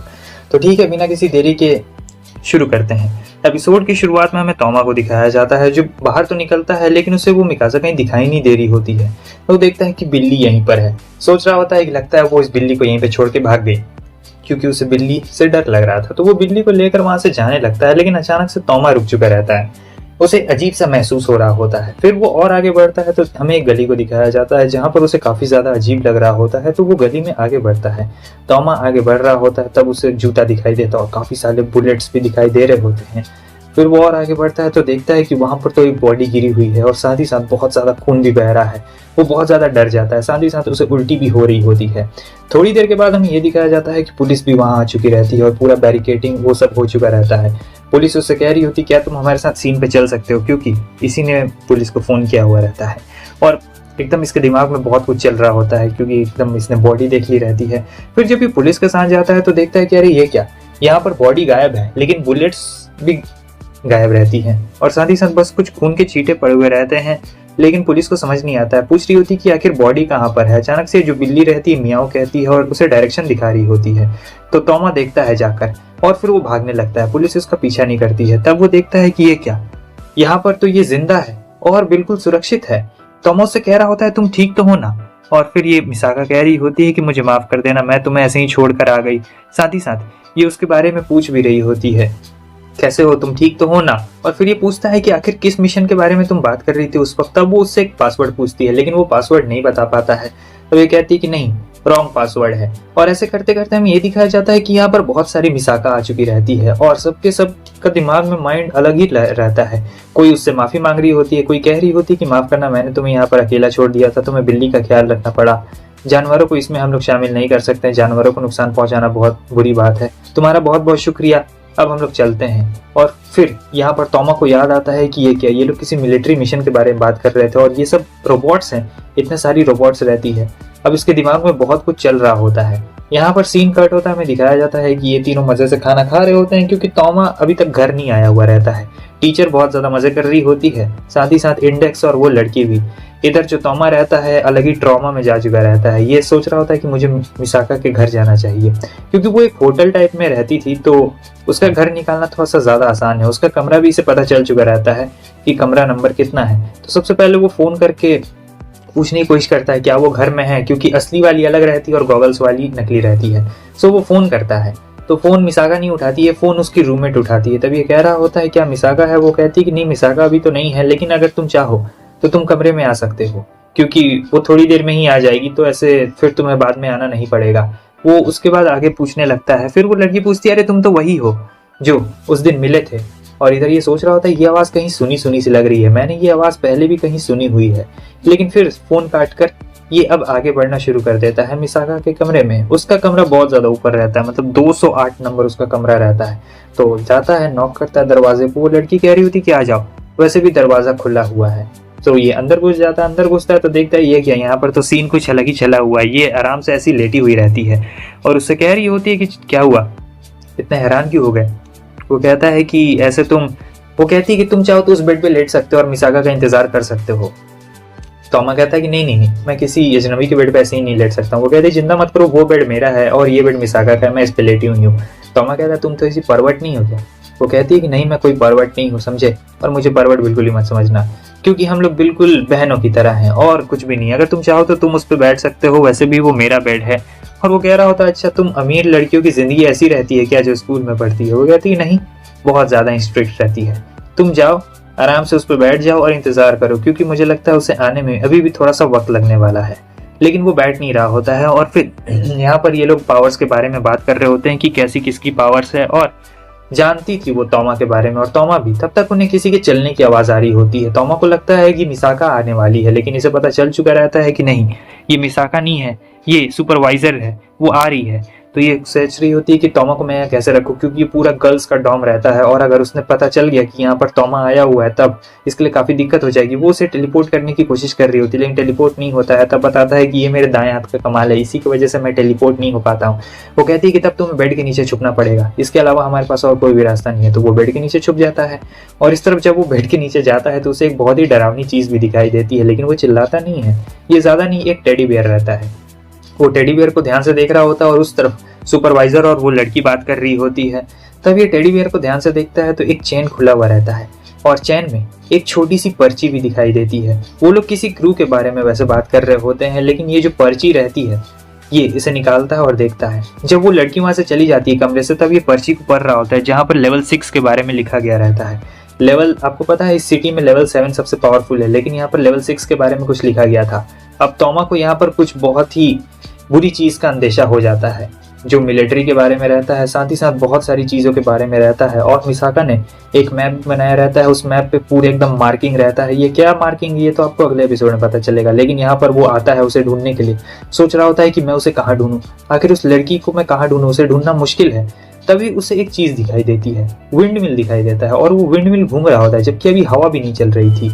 और जब विंड मिल घूम रहा है तब इसके दिमाग में आता है कि अरे हाँ, उसकी बॉडी हर सेकंड इलेक्ट्रिसिटी प्रोड्यूस करती है। इसका मतलब साफ साफ था अगर हवा नहीं चल रही है तो यहाँ पर आसपास में इलेक्ट्रिसिटी है और ये विंड मिल उस इलेक्ट्रिसिटी को कंज्यूम कर रहा है, इसीलिए ऐसे गोल गोल घूम रहा है। वो समझ चुका रहता है वो कहीं आसपास में है तो ढूंढना शुरू कर देता है और सही में मिसाका आसपास में ही रहती है उसकी। और बस दोस्तों, इसी के साथ साथ हमारा ये एपिसोड खत्म हो जाता है। लेकिन मैं आपसे फिर से कह देना चाहता हूँ कि कल संडे को क्लासरूम फॉर हीरोज का लास्ट एपिसोड होने वाला है, लेकिन चिंता मत करो, मंडे से न्यू एनिमे शुरू होगा, साथ ही साथ एक थर्सडे को आएगा और एक सैटरडे को भी न्यू एनिमे आने वाला है। मतलब ये जो हफ्ता होने वाला है, अगला हफ्ता, वो बहुत ज्यादा कमाल का होने वाला है। उसमें 3 न्यू एनिमे आने वाले हैं। तो मैं तुम लोगों से कह रहा हूँ अपने दोस्तों के साथ चैनल को शेयर कर दो क्योंकि सबसे पहले मैं वीडियो तुम लोग के लिए लाऊंगा। भले रात का 2 बज जाए, लेकिन रात का 2 बजे ही वीडियो डालूंगा तुम लोगों के लिए। ठीक है, तो बेल नोटिफिकेशन ऑन कर लेना।